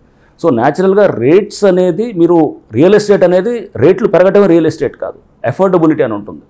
ఎఫోర్డబిలిటీ అనేది చూడాలి మనం. ఎఫోర్డబిలిటీ చూసినప్పుడు ఈ పిఐ రేషియో ఇదంతా కూడా చాలా ఇంపార్టెంట్ వస్తుంది. సో ఇప్పుడు రేట్లు తగ్గడం ద్వారా దిగువ మధ్యతరగతి వాళ్ళకి లాభం. రేట్లు పడటము పెరగటమే రియల్ ఎస్టేట్ కాదు, ఎఫోర్డబిలిటీ ఈ చెప్పాను కదా. ఈ సో హైదరాబాద్లో ఓవర్ సోల్డ్ అయిందంటారు, అంటే ఉన్నదానికంటే ఎక్కువ ప్రైస్ ఇన్వెంటరీ పెరిగి ఉండొచ్చు, లేతే దాన్ని ఏది రేట్స్ జూమప్ అయి ఉండొచ్చు. జూమప్ అయ్యి ఇప్పుడు మళ్ళీ కరెక్షన్ అవ్వచ్చు. చాలా సందర్భాల్లో జరిగింది ఇది. 2008లో కూడా కొంత మనకి స్లో, అప్పుడు లేమన్ అది వచ్చింది, ఆ క్రైసిస్ వచ్చినప్పుడు కూడా జరిగింది. సో 14-15 వరకు రియల్ ఎస్టేట్ పూర్తిగా హైదరాబాద్ జరుగుతుంది, పెరుగుతుంది, మీకు ఇవన్నీ జరుగుతున్నాయి. సో మనం అనుకునేది ఇది ఎప్పుడైతే గనక ప్రాపర్టీ వాల్యూ బట్టి కాదు, అఫోర్డబిలిటీ బట్టి కూడా మనం తీసుకోవాలి. అఫోర్డబిలిటీ అనేది మీకు ఇప్పుడు అనేది is a better indicator of real estate అనమాట. సో రాదర్ దాన్ ప్రైసింగ్ కాదే కాదు, ప్రైసింగ్ ఒకటే కాదన్నమాట. సో మనం రియల్ ఎస్టేట్ అనేది మనం ఎలా అంటామంటే రేట్లు పడిపోయాయి కాబట్టి రియల్ ఎస్టేట్ పడదని కాదు, మీ అఫోర్డబిలిటీ దాన్ని బట్టి మీ రియల్ ఎస్టేట్ ఇది అనేది ఉంటుంది అనేది కూడా మనం చూడాలన్నమాట. సో అది that is taking a better దీని కానీ నేను అనుకుంటాను. బహుశా అలా కూడా ఉండొచ్చు. ఎంప్లాయ్మెంట్ ఏం దీనివల్ల లాస్ ఏం కాలేదు ఎక్కడ కూడా నాకు తెలిసి. ఎంప్లాయ్మెంట్ ఇంకా దీంట్లో ఇంకా ఇంక్రీజ్ అవుతుంది. అఫోర్డబిలిటీ పెరిగే కొద్దీ ఎక్కువ మంది ఇన్వెస్టర్స్ వస్తుంటారు. సో మిడిల్ క్లాస్ వాళ్ళు, అప్పర్ మిడిల్ క్లాస్ వాళ్ళు చాలామంది ఉత్సాహం చూపిస్తారు. సో దానివల్ల మీకు సర్జ్ ఇన్ సేల్స్. చాలా మంది అమరావతికి వెళ్ళిపోయారు, పక్క రాష్ట్ర ఆంధ్రప్రదేశ్కి వెళ్ళిపోయారు బిల్డర్స్, మరి అక్కడ ఇన్వెస్టర్స్ కూడా. ఇవన్నీ వచ్చిన మాటలండి, విత్ డేటా తోటి చూపించాలి కదా. డేటా ఇవన్నీ డేటా డ్రివెన్. రిజిస్ట్రేషన్ రెవెన్యూ తగ్గిపోయింది, రిజిస్ట్రేషన్ నెంబర్ ఆఫ్ రిజిస్ట్రేషన్ తగ్గిపోయినాయి. అది దానికి అక్కడ స్టీప్గా అక్కడ పెరగాలి కదా. అక్కడ మన అక్కడ డేటా నాకు తెలియదు, అక్కడ ఏది అమరావతిలో ఎలా పెరిగింది అనే దానికి. సో జనరల్గా పెరిగి ఉండొచ్చు. ఇట్స్ ఆల్ స్పెక్యులేటివ్ మార్కెటే కదా, అంత స్పెక్యులేషన్ ఉంటుంది. సో అక్కడ వచ్చేటప్పటికి అమరావతిలో రేట్లు పెరిగి ఉండొచ్చు, అక్కడ బహుశా వైజాగ్లో తగ్గి ఉండొచ్చేమో, నాకు తెలియదు మరి అక్కడ ఏం జరిగింది అనేది ఏపీలో. సో ఒక దగ్గర పెరిగి ఉండొచ్చు, ఒక దగ్గర తగ్గి ఉండొచ్చు. ఇవన్నీ అనేది లాంగ్ టర్మ్ స్ట్రాటజీ అనేది ఇంపార్టెంట్ అనమాట. సో మన దగ్గర లాంగ్ టర్మ్ లో అష్యూరెన్స్ ఇస్తారా? 100%. రేపు ఇప్పుడు ఇల్లు కొనేవాడు ఇల్లు కొంటాడండి, కొనకుండా ఉండడు. ఇప్పుడు చెరువుల దగ్గర కొనకుండా రేపు అతను బెటర్ ఏరియాస్కి మూవ్ అవుతాడు. అంటే చెరువులకు కొంచెం దూరంగా కట్టుకుంటాడు, లేకపోతే ఇంకా వేరే ఏరియాస్కి వెళ్తాడు. సిటీ ఇంకా మనకు ఎక్కువ ఎక్స్పాండ్ అవుతుంటుంది. ఒకే దగ్గర మనకి రాకుండా, లేదా గవర్నమెంట్ ల్యాండ్స్, పార్కులు ఉంటాయి, ఒక మంచి పార్క్ ఉంటుంది, ఒక కాలనీలో మంచి పార్క్ ఉంటే ఎంతో ఆహ్లాదంగా ఉంటుంది. సో ఆ పార్కుని సేఫ్ గార్డ్ చేస్తుంది హైడ్రా. చేసినప్పుడు అక్కడ ఇల్లు కట్టుకునేవాడు he'll feel quality of life అనేది పెరుగుతుంది. లేకపోతే అట్లానే ఒక చెరువు దగ్గర కట్టుకోవచ్చు, దూరంగా కట్టుకుంటారు. సో మన ఎవరో కెనడా నుంచి వచ్చారు కొంతమంది చెప్తుంటే, అక్కడ వాళ్ళు అంత దూరంగా వాళ్ళ గవర్నమెంటే అక్కడ వాళ్ళకి ల్యాండ్ ఇయర్ మార్క్ చేసి దూరంగా చేసుకునేటట్టు. So they have lake view కూడా ఉంటుందన్నమాట. ఉండి మంచిగా చేసుకుంటారు. నువ్వు చెరువులోకి వచ్చి లేక్ కెపాసిటీని ష్రింక్ చేయాల్సింది, ఎందుకంటే దాంట్లో నడిపిస్తుంది లేక్ వ్యూ కాదు. అక్కడ ఆ ల్యాండ్ అనే దానికి శిఖం పట్టాలు, శిఖం పట్ట అనే దానికి ఓనర్కి అనేవాడికి, ఇప్పుడు సపోజ్ అక్కడ శిఖం పట్ట అనే దానికి వాడికి బిల్డింగ్ కట్టుకోవడానికి హక్కు లేదు. కానీ అది కొంతమంది అన్స్క్రూపులస్ బిల్డర్స్ ఎవరైతే ఉంటారో, కొంతమంది ఎవరైతే ఉంటారో వాళ్ళు దీంట్లో ఎంక్రోచ్ చేసి, ఎందుకంటే దానికి వాల్యూ ఆ శిఖం పట్ట ఉన్న వాడికి తక్కువ రేటుకి కొంటారు వాళ్ళ దగ్గర. కొన్ని మేము మేనేజ్ చేసుకుంటామని వచ్చేవాళ్ళు, చేసేవాళ్ళు కూడా చాలామంది ఉంటారు. సో ఇట్లాంటి రకరకాలుగా ఉన్నాయి. కాబట్టి ఈ సిస్టమ్స్ అన్ని కరెక్ట్ చేయడానికే ప్రభుత్వం హైడ్రాని తీసుకొచ్చి దీనికి అంత పవర్స్ ఇచ్చింది. ముఖ్యమంత్రి గారు అంత స్ట్రాంగ్గా మాకు ఏది ఆర్డినెన్స్ ద్వారా ఇవ్వటము, వేరే ఇతర ద్వారా ఇవ్వటం అనేది కూడా దీని నుంచే వచ్చింది. సో ఎన్నిటికీ అయింది, ఇనఫ్ ఈజ్ ఇనఫ్, ఇక ఆపుదాం దీన్ని అనే దానికే ఈ system. HYDRAA is directly reporting to CM. దీనివల్ల కొద్దిమంది మంత్రులు కూడా అన్కంఫర్టబుల్గా ఫీల్ అయినట్టున్నారు. అలా ఏం లేదండి. ఇప్పుడు MAUD మినిస్ట్రీ సీఎం. సో వారు MAUD మినిస్టర్కి దీంట్లో MAUD కింద పనిచేస్తారు. నెక్స్ట్ మినిస్టర్ను అపాయింట్ చేసి వాళ్ళ కింద పనిచేయాల్సి ఉంటుందా? న్యాచురల్ మినిస్ట్రీలో ఉంటుంది కదా, ఇది ఒక MAUD మినిస్టర్ కింద న్యాచురల్ అదంతే ఉంటుంది. సో మినిస్టర్ బట్టి ఉంటుంది. సో ఇప్పుడు సీఎం గారే వారే మినిస్టర్గా ఉన్నారు, MAUD మినిస్టర్. న్యాచురల్గా MAUD మినిస్ట్రీ కింద. కొంతమంది మినిస్టర్స్ కామెంట్ చేశారు, హైడ్రా చీఫ్ అత్యుత్సాహం వల్ల మాకు కొంత ఇబ్బందికరమైన పరిస్థితి వచ్చింది. దాని మీద నేను I don't want to comment అండి దాని మీద. ఎందుకంటే సీఎం గారు కూడా మనకి చాలా పలు సందర్భాల్లో చెప్పారు, ఓపెన్గా మీటింగ్స్లో కూడా చెప్పారు, హైడ్రాకి భయపడాల్సిన వాళ్ళు ల్యాండ్ గ్రాబర్స్ తప్ప వేరే వాళ్ళు భయపడాల్సిన అవసరం లేదన్నారు. హైడ్రా అనేది ఈ ఒక పాత్ బ్రేకింగ్ రిఫార్మ్. గవర్నమెంట్ ఏంటంటే ఒక స్టేటస్ కోని, యథాస్థితిని మార్చడానికి, ఒక మంచి స్థితి వైపు తీసుకెళ్ళడానికి తీసుకొచ్చినటువంటి ఒక అద్భుతమైన నిర్ణయం. ఈ నిర్ణయం స్టార్టింగ్లో కొన్ని చిన్న చిన్న హికప్స్ ఉంటాయి. ఇవన్నీ గ్రాడ్యువల్గా ల్యాండ్ గ్రాబర్స్ భయపడాలన్నారు. పెద్దవాళ్ళకంటే పేదల ఎక్కువ కూల్చినట్టు కనబడుతుంది నాకు. లేదు, మీరు అన్నీ జరిగాయి దీంట్లో. పేదవాళ్ళు అంటే కనుక మీరు మిడిల్ క్లాసు వాళ్ళకి దాని వెనకాల ఉన్న వాళ్ళు మీరు తీసుకోవట్లేదు. వెనకాల ఉన్న వాళ్ళు ఎవరనేది రేపు హైడ్రా పోలీస్ స్టేషన్లో వస్తాయి. మేము ఆల్రెడీ అక్కడ కంప్లైంట్స్ కూడా ఇచ్చాం పోలీసులు. వీళ్ళు వచ్చినప్పుడు కూడా అమీన్పూర్లో వాళ్ళ దగ్గరకు వచ్చినప్పుడు చెప్తాను, మీరు వాళ్ళ మీద ఎందుకు కంప్లైంట్ చేయట్లేదు అని అడుగుతాను నేను. మీరు అక్కడ ఇవ్వాలి కదా, మేము ఇచ్చాము కంప్లైంట్ పలానా, దాని వెనకాల ఉన్నవాడు వీళ్ళు, వాళ్ళ మీద ఇవ్వండి. వాళ్ళ మీద ఇచ్చి వాళ్ళు అసలు మీడియాలో బాధితులు వీళ్ళు వస్తున్న వాళ్ళంతా అసలు బాధితులు వాళ్ళు కాదు. దాని వెనకాల మీరు ఎవరి దగ్గర కొన్నారో అడగండి, ఎవరు ఇచ్చారో అడగండి, ఎవరు కొన్నారు వాళ్ళు. ఇప్పుడు మేము ఎండ్ యూజర్ మిడిల్ క్లాస్ అవుతున్నాడు కదా, ఎండ్ యూజర్ మిడిల్ క్లాస్. అందుకో ఇప్పుడు వెకేషన్ నోటీస్ ఇవన్నీ కొత్త మాడిఫై చేసుకున్నది. వెకేషన్ నోటీస్ ఇవ్వాలి, బట్ అలానే కూల్చడం ఆపడం అని అనేది ముందే చెప్తున్నాం. ఇప్పుడు మీరు జాగ్రత్త, అది FTLలో తీసుకోకూడదు. వెకేషన్ నోటీస్ పేదవాళ్ళకి ఇస్తాం, గొప్పవాడికి ఎవరికి వెకేషన్ నోటీస్ ఇవ్వం, డైరెక్ట్గా we'll go for demolition. Okay, so అంటే దీంట్లో అతనికి టైం ఇస్తాం. నువ్వు చెరువులో కట్టకూడదు అనేది ఇస్ క్లియర్. కట్టనప్పుడు నువ్వు చాలా మంది ఇప్పుడు మంత్రివర్గంలో ఉన్న వాళ్ళు చాలా మంది ఫామ్ హౌస్లు 111 జీవో కింద FTLలో ఉన్నాయని అంటున్నారు. సింపుల్ 111 జీవో శ్రీనివాసరెడ్డి పేరు చెప్పారు, మహేందర్ రెడ్డి మంత్రి గారు ఆయన శ్రీనివాసరెడ్డి గారు కూడా వచ్చి ప్రెస్ మీట్ కూడా పెట్టారు. మాది గనక నాది FTLలో వస్తే గనక నేనే ఇచ్చేస్తాను, నేనే తీసేస్తాను, బఫర్ జోన్లో వచ్చినా ఇచ్చేస్తా అన్నారు. ఫస్ట్ ఆఫ్ ఆల్ హిమాయత్ సాగర్ది డ్రింకింగ్ వాటర్ సోర్స్కి ఇంకెంతవరకు FTL డ్రా చేయలేదండి. గండిపేటకి FTL చేశారు, ప్రిలిమినరీ నోటిఫికేషన్ అయింది, అందుకోసం అక్కడ డిమాలిష్ చేశాం. హిమాయత్ సాగర్కి మేము ఇప్పుడు హిమాయత్ సాగర్తో పాటు చాలా చెరువులు కూడా మేము ఇప్పుడు ప్రిన్సిపల్స్ వర్కౌట్ చేస్తున్నాం. సైలెంట్గా లేము. హిమాయత్ సాగర్ ఎప్పటివరకు డ్రా చేస్తారు? 1-2 monthsలో అయిపోతుంది అంతా. దాంట్లో పొంగులేటి శ్రీనివాసరెడ్డి ఉన్నా ఎవరు వచ్చినా కానీ వాళ్ళే చెప్పారు కదా, ఆయన హిమ్సెల్ఫ్ హెస్ కమ్, ఆయనే చెప్పారు. ఎవరిదున్నా కానీ కూడా దాంట్లో చేసేటువంటి ప్రిన్సిపల్స్ని రేపు మేము చేసేటువంటి ట్రాన్స్పరెంట్ ప్రిన్సిపల్స్ ఉంటాయి. ఆ ప్రిన్సిపల్స్లో చెప్పాము ఆల్రెడీ, మేము పలు సందర్భాల్లో చెప్పాం ఏ పద్ధతుల్లో పోతాం అనేది. Survey of India topo sheets బట్టి పోతాము, కెడస్ట్రల్ మ్యాప్స్ బట్టి పోతాము, రెవెన్యూ పాత పహానీస్ బట్టి పోతాము, అండ్ మనకి ఏది నెక్స్ట్ మన వాటర్ స్ప్రెడ్ ఏరియాస్ తీసుకుంటాం, దాన్ని బట్టి పోతాం. సో ఇవన్నింటినీ పరిగణలోకి తీసుకుని రిమోట్ సెన్సింగ్ ఇమేజెస్ ఉంటాయి, దాన్ని బట్టి తీసుకుంటాం. ఇంతకుముందు ఉన్నటువంటి ఏరియల్ ఇమేజెస్ తీసుకుంటున్నాం, అంటే బ్యాథమెట్రిక్ సర్వేస్ తీసుకుంటున్నాం. ఇన్ని పద్ధతుల్లో చేస్తున్నప్పుడు రేపు మేము చేసిన వర్క్షీట్ కూడా ఉంటుందన్నమాట. రేవంత్ రెడ్డి తమ్ముడు తిరుపతి రెడ్డి ఎప్పుడు పిలుస్తుంది హైడ్రా? అదే ఇది ఎట్లా అడుగుతున్నారంటే నేను చెప్పాను, రేవంత్ రెడ్డి గారి తమ్ముడిది ఆయన తిరుపతి రెడ్డి గారిది నోటీస్ ఇస్తారు, పేదలకేమో నోటీస్ ఇవ్వరు. రైట్, ఇప్పుడు ఇదని ఎవరు చెప్తున్నారంటే డిస్టార్ట్ చేయాలనుకునే వాళ్ళు, దీన్ని తప్పు వైపు తీసుకెళ్లాలనుకునే వాళ్ళు చెప్తున్నారు. దీని వెనకాల అసలు బ్యాక్గ్రౌండ్ తెలుసుకోవాలి. రేవంత్ రెడ్డి గారి తమ్ముడు తిరుపతి రెడ్డి గారు ఆయన కొన్నది ఎప్పుడో చాలా రోజుల క్రితం కొన్నారు. ఆ కొన్నది దుర్గం చెరువుకి ఇంతవరకు దానికి ఏంటంటే ఎక్కడో అది ఏది వాళ్ళది చాలా ఏది ఎప్పుడో కట్టిన ఇల్లు, అట్లాంటి ఇల్లులు వేలాది ఇల్లులు హైదరాబాద్లో ఉన్నాయి. మేము అందుకోసం డ్వెల్లింగ్స్ ఏది కూలగొట్టమని చెప్పాము. కొంతమంది అన్నారు తిరుపతి రెడ్డి గారు ఇల్లు వచ్చిందని చెప్పి మీరు పాలసీ రూల్ మార్చారని చెప్పేసి, అంటే ఆన్సర్ బట్టి క్వశ్చన్ పేపర్ మార్చినట్టు అనేటట్టు చెప్పారు. చెబితే బుమ్రుక్ ద్వారా ఫస్ట్ డెమాలిషన్ మేము చేసింది ఏది ఆగస్టు ఫస్ట్ వీక్లో చేసింది. బుమ్రుక్ ద్వారా ఫస్ట్ కూలగొట్టింది బుమ్రుక్ దోలా అని చెప్పేసి. అప్పుడు మన అక్కడ MIM వాళ్ళ ఇది బేస్ ఉన్నటువంటి ఏరియా, అది శాస్త్రీపురం లేఅవుట్ అని అంటారు. చేసినప్పుడు అక్కడ 6 బిల్డింగ్స్ కూలగొట్టాం. దాంట్లో వేరే చాలా బిల్డింగ్స్ FTLలో చాలా ఇల్లులు కట్టున్నాయి, ఎవరిని టచ్ చేయలేదే.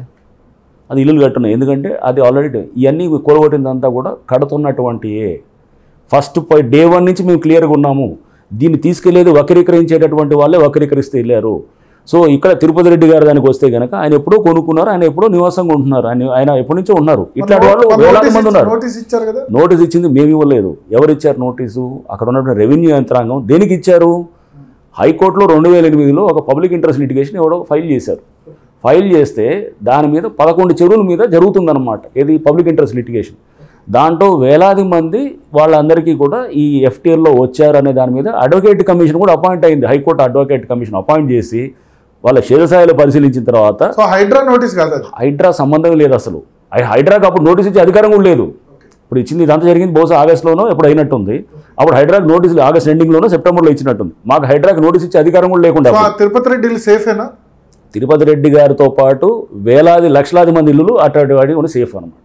వేలాది ఇల్లు 2024 జూలై వరకు పర్మిషన్లు ఉన్న వాటి పర్మిషన్స్ ఉన్నా పర్మిషన్ లేకున్నా డ్వెల్లింగ్స్ అనేది చెప్పాం. డ్వెల్లింగ్స్ అంటే నివాస యోగ్యమైనటువంటి ఇల్లు లేకపోతే పర్మిషన్ లేకున్నా కానీ ఎప్పుడు దానికి మనం డిమాలిష్ చేస్తాము? ఎప్పుడు చేస్తామంటే రేపు సపోజ్ అక్కడ చెరువు తయారు చేస్తున్నాం, వాళ్ళకి ఎవరో చిన్న వాళ్ళు ఉంటారు, వాళ్ళకి కనుక మనము ఏం చేస్తాం, బస్తీ వాళ్ళు ఉన్నారు చాలామంది, వాళ్ళకి ఆల్టర్నేట్ చూపించి చేసేటట్టు చేస్తాం. అంటే వాళ్ళకి ఒక ఇది సమ్ 2 bedroom హౌసెస్ ఏదో చేస్తాం. అదే కమర్షియల్ ఉందనుకోండి, సపోజ్ దాంట్లోనే ఆ చెరువులోనే కమర్షియల్ అనాథరైజ్డ్ ఉంది, దాన్ని డిమాలిష్ ఎప్పుడైనా చేయొచ్చు. అనాథరైజ్ వాటిని ఎప్పుడైనా చేయొచ్చు. ఎన్కన్వెన్షన్ ఆ కోవలకి సంబంధించింది. ఆర్ పర్మిషన్ క్యాన్సిల్ చేశారు, పర్మిషన్ క్యాన్సిల్ చేసి దాన్ని ఎన్కన్వెన్షన్ అనాథరైజ్డ్ 2014-15లోనే గుర్తించారు కదా యాక్చువల్లీ. అప్పుడు అంటే ఎందుకు ఆగింది యాక్చువల్లీ అది నాకు ఐడియా లేదండి. అప్పటి నుంచి జరిగిన దాని పరిణామాల్లో చూస్తే కనుక దాని మీద ఆల్రెడీ నేను చూసాను ఆ ఫైల్లో కూడా. అంటే వాళ్ళు ఏదో వెనక్కి కట్టుకున్నారు కొంత, దాన్ని సెటిల్ చేసుకున్నారు గవర్నమెంట్ అని చెప్పి. అయినా నాకు ఐడియా లేదు సో అది ఏం జరిగింది అనేది. బట్ దానికి ఆ ఫైల్లో నేను చూసిన మీరు కూల్ చేసే ముందు మీరు అబ్జర్వ్ చేసింది ఏంటి ఇన్కన్వెన్షన్లో? ఇది క్లియర్లీ అనాథరైజ్ స్ట్రక్చర్స్. దానికి ఎటువంటి పర్మిషన్స్ లేవు. వాళ్ళు దానికి ఏదో ప్రాపర్టీ ట్యాక్స్ ఏదో కడుతున్నారు, దాని మీద పెద్ద ఎత్తున బిజినెస్ చేస్తున్నారు. అది క్లియర్గా దాంట్లో ఇది షికం పట్టాల్లోనూ షికం ల్యాండ్ ఉంది కొంత. అంటే మొత్తం ఎన్క్రోచ్ అది కంప్లీట్. దాంట్లో షికం పట్టాలో రెండు రకాలు ఉంటాయండి. షికం అనేది షికం ఈజ్ FTL అంటే చెరువు ఉండేదాన్ని షికం అంటారు. షికంలో రెండు రకాలు. షికం సర్కారీ ల్యాండ్ అంటారు, అంటే ప్రభుత్వ భూమి ఉండేది ఉంటుంది. నెక్స్ట్ షికం పట్టా కూడా గవర్నమెంట్దే. అంటే ఇప్పుడు చెరువు తయారయ్యేటప్పుడు ఒక చెరువు సపోజ్ తమిడికొంట చెరువు లేకపోతే ఏదో ఒక చెరువు తయారు అయ్యేటప్పుడు గవర్నమెంట్ ఏం చేసి ఉంటుంది, ఆ ఉన్న ల్యాండ్ అన్నింటినీ కూడా వాళ్ళు మొత్తం వాళ్ళు అక్వైర్ చేసి ఉంటారు కదా. వాళ్ళంతా దాన్ని అక్వైర్ చేసి వాళ్ళ కంపెనీస్ ఇచ్చి ఉంటారు కదా. చెరువు తయారయ్యేటప్పుడు కంపెనీస్ ఇచ్చిన తర్వాత ఎప్పుడైతే కనుక చెరువు ఎండిపోతుందో అంటే ఎండాకాలంలో ఎండిపోయినప్పుడు దానికి కొంత ఏరియా ఇది వ్యవసాయం చేయడానికి వీలుగా ఉంటుంది. ఆ వీలుగా ఉన్న ఏరియాకే పట్టా ఇచ్చేవాళ్ళు. అంటే దాన్ని ఏకసాల పట్టా అనేది, అంటే అది ఒకసారి ఒక పంటకి ఇచ్చేది. అది మెల్లిగా ఏమైంది, ఆ షికం పట్టా అంటారు దాన్ని. షికం సర్కారీ ఉంటుంది, షికం పట్టా ఉంటుంది. షికం సర్కారీ అంటే గవర్నమెంట్ ల్యాండ్ ఉంటుంది పూర్తిగా. అసలు యాక్చువల్గా కోర్ చెరువు ఉండేది షికం గవర్నమెంట్ అదే ఉంటుంది జనరల్గా. దాని చుట్టూ ఉండేది షికం పట్టాలు వస్తుంటాయి కొంత. ఆ పట్టాలో దానికి వ్యవసాయం వరకే చేయొచ్చు. మనకు మెల్లిగా ఏమైందంటే ఆ షికం పట్టా అనేది షికం జరిగిపోయింది, పహానీల్లో పట్టా అని వచ్చింది. ప్రతివాడు హక్కుగా అది నా పట్టా అది నేను అని చెప్పేసి అగ్రికల్చర్ మాత్రం చేసుకోవచ్చు, అగ్రికల్చరే చేయొచ్చు. అది చెరువు అంటారు అంతా. అది దట్స్ లేక్. వాళ్ళ దగ్గర నుంచి నాగార్జున వాళ్ళు కొనుగోలు చేశారు. షికం పట్టా ల్యాండ్స్ కొన్నారు. షికం పట్టా ల్యాండ్స్ కొన్న దానికి కొనడానికి లేదు యాక్చువల్లీ, కొనవచ్చు, ఎవరైనా కొనవచ్చు. కొన్ని వ్యవసాయం మాత్రం వ్యవసాయం చేసుకోవాలి యాక్చువల్గా. వాళ్ళే కాదు, నాగార్జున గారే కాదు, ఎవరైనా కానీ కూడా ఇప్పుడు షికం పట్టాస్లో కట్టేదంతా కూడా చాలామంది వాళ్ళు ఓన్లీ. ఇన్కన్వెన్షన్ రేపు కూల్చాలనుకున్నప్పుడు ముందు రోజు రాత్రి ఏమైనా టెన్షన్ పడ్డారా? నాకేం చాలా ఇన్ఫ్లుయెన్షియల్ వ్యక్తి సినిమా పరిశ్రమలో అలా ఏం లేదు. ఇదంతా బయట అనుకునేది ఏం టెన్షన్ ఏమి ఉండదు. ఉద్యోగం చేసేటప్పుడు ఉద్యోగం ప్రకారం చేస్తాం. దీని రిపర్కేషన్స్ ఎట్లుంటాయని అంత ఆలోచన ఏం చేయమండి. అసలు భయపడేది అంత ఆలోచన ఏమి ఉండదు. So it's like any other structure. అసలు తగ్గేదేలే అట్లా నేను ఆ మాటలన్నీ లేదు. తగ్గేదేలే లేకపోతే ఇదేలే నేనేమి ఏదో పుష్ప డైలాగులు అవన్నీ కాదు. కానీ సినిమా వేరు, నిజ జీవితం వేరు ఉంటుంది. నిజ జీవితంలో చూడాల్సింది ఏంటంటే ఎవరిదైనా కానీ మనం చేయాల్సిన ఒక పద్ధతి. ముందు రోజు ఆలోచన జరగలేదు, రేపు ఇన్కన్వెన్షన్ కూల్ చేస్తే పెద్ద జరగబోతుంది, రిపర్కేషన్స్ ఎట్లా ఉంటాయి నా ఫ్యూచర్ మీద, ఉద్యోగ జీవితం మీద, లేకపోతే మంచి చెడులు. మంచి కొద్దిమంది హీరో కూడా అప్పుడు రంగనాథ్ హీరో ఇదంతా షార్ట్ లివ్డ్ అండి. హీరో విలన్ కాసేపు హీరో చేస్తారు, కాసేపు విలన్ చేస్తారు. ఇవన్నీ దానికి మనం అవన్నీ ఇప్పుడు నేను 26 years 27 years సర్వీస్ అండి. ఇవన్నీ చూసుంటాం కదా. ఇవన్నీ చూసి వచ్చినా కాబట్టి ఒక ఫెయిర్లీ మెచ్యూరిటీ ఉంటుంది. దానికి ఏం మనం రియాక్ట్ కాము. ఏది ఈ పెద్ద ఏది అది ఎవరో వాళ్ళ ఇల్లు అయితే కనుక టెన్షన్ పట్టాలు ఇవన్నీ దాటుకొని వచ్చినాము అనమాట. అంటే లైఫ్లో చాలా చూసి వచ్చాం కాబట్టి అందుకోసం ఒక ప్రాపర్ మైండ్ సెట్ ఉంది కాబట్టి గవర్నమెంట్ నన్ను ఎంచుకున్నారు. ఈ ప్రాపర్ మైండ్ సెట్ ఉంది, దీనికి కావాల్సినటువంటి కావాల్సినటువంటి కెపాసిటీ ఉందనుకుని వారు నన్ను ఎంచుకున్నారు. సో హ్యాండ్ పిక్ చేసి నథింగ్. అసలు నాగార్జున గారు ఏంటి, ఆయనతో మాకేం ఉంటుందండి. సో నాగార్జున గారు is a good actor, definitely వారు ఒక మంచి యాక్టర్గా నేను ఇది ఉంటాను. But when it comes to job is different. So వారు యాక్టర్గా డిఫరెంట్, మాకు ఇది. సో నథింగ్ అలా ఏం లేదండి. దాని మీద చాలా 2-3 వారాల నుంచి డేటా తెప్పించుకుంటున్నాము, తీసుకుంటున్నాము, మీటింగ్స్ పెట్టి ఆఫీసర్స్ వచ్చారు. వాళ్ళు దాని మీద కోర్టు ఆర్డర్స్ చదివాము, నెక్స్ట్ ఇది చూసాం. వాళ్ళకి ముందు ఇన్ఫర్మేషన్ ఉందా మీరు? వాళ్ళకి తెలియదేమో బహుశా. వాళ్ళు ఏంటంటే ఇవన్నీ ఏమనుకుంటారు, జనరల్గా అందరూ నార్మల్గా చేస్తుంటారేమో అనుకుంటుంటారు, అంతా చేస్తున్నారు అనుకున్నారు. అందరూ ఫస్ట్ లైట్గా తీసుకున్నారు. చెప్పాను కదా, మేము ఇంత ఖాళీ చేయమని చెప్తే కూడా ఎవరికో వాళ్ళు ఏముందిలే ఇదని అనుకున్నారు. నోటీసులు ఇస్తారు వీళ్ళు ఇట్టటి మామూలుగా చెబుతారని. ఎప్పుడైతే నిజంగా మనం చేసిన యాక్షన్స్ చేయగానే అప్పుడు అమ్మ ఇది జాగ్రత్తగా ఉండాలనేటటువంటిది వచ్చిందన్నమాట. సో వీళ్ళు మేము మీటింగ్స్ పెట్టాము. ఇప్పుడు ఆ లోకల్లో లేదు, అక్కడ వాళ్ళ తర్వాత వాళ్ళు మేము స్టార్ట్ చేసిన తర్వాత వాళ్ళ లీగల్ టీం వాళ్ళు ఎవరు వచ్చారు. బట్ వీవర్ క్లియర్గా ఉన్నాం కదా. హై నుంచి ఏమైనా కాల్స్ వచ్చిన సందర్భం ఉందా ఈ 4-5 నెలల్లో? బాగా ఇన్ఫ్లుయెన్స్ చేసేందుకు మీకు ఏమన్నా? ఎక్కడ గవర్నమెంట్ నుంచి 100% సపోర్ట్ ఉందండి. సో గవర్నమెంట్ ఒక మంచి ఉద్దేశంతో తీసుకున్నప్పుడు ఎక్కడ కూడా మనము ఇట్లాంటి ఎవరో కాల్ చేస్తారు అనేది ఎక్కడ ఉండదు అసలు. సో అది మనం బయట అనుకునేది ఏదో ఫోన్ చేస్తారని. సో మనం క్లియర్గా ఉన్నప్పుడు నేను కొన్ని డెమాలిషన్స్ అప్పుడు I deliberately switch off the phone also. అది కూడా చేసి ఇక అది I will be very clear దాంట్లో మళ్ళీ అయిన తర్వాతే ఆన్ చేస్తాను అనమాట. సో ఎవరికి ప్రెషర్స్ వచ్చిన సందర్భంలో ఫోన్ కాల్స్ ఇది ముట్టొద్దు అది ముట్టొద్దు అట్లా ఏముండదు, అలా ఏముండదు. కాల్ చేసి మీరు రిజెక్ట్ చేసిన సందర్భాలు చాలా దగ్గర వాళ్ళకి కూడా నేను స్విచ్ ఆఫ్ చేసి కూడా ఎందుకు చేస్తాను తెలుసు, మీడియా వాళ్ళు ఫోన్లు చేస్తుంటారు, లేకపోతే ఇంకెవరో ఫ్రెండ్స్ ఫోన్ చేస్తారు, లేదా ఇంకెవరో చేసి ఎవరో తెలిసిన వాళ్ళు ఇది అంటే వర్క్ మీద నేను కాన్సన్ట్రేట్ చేస్తున్నప్పుడు నాకు ఇవన్నీ డిస్ట్రాక్ట్ అవుతాయి అనమాట. ముందే ఇక్కడ ఇది మాత్రం కూల్చొద్దని అట్లా మీకు ఫోన్ వచ్చింది అలా ఏముండదు, అలా అక్కడ ఏది ఉండదండి. అట్లా అదంతా కూడా బయట జనరల్గా డిస్కషన్ చేసేది ఇవన్నీ చూస్తుంటారు, ఇది అది అని చెప్పేది ఏం లేదు. ప్రభుత్వం దిగిన తర్వాత మాత్రం కూల్చుడే, అట్లా కూల్చుడు కాదు.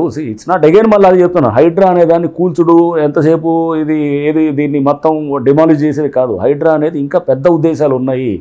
హైడ్రా దానికి కమ్యూనిటీ అసెట్స్ని కాపాడటం ఉంది, చెరువుల పునరుద్ధరణ ఉంది, వేలాది పార్కుల్ని మనం ఏదైతే కబ్జాలు అయ్యాయి దాన్ని తీసేది ఉంది.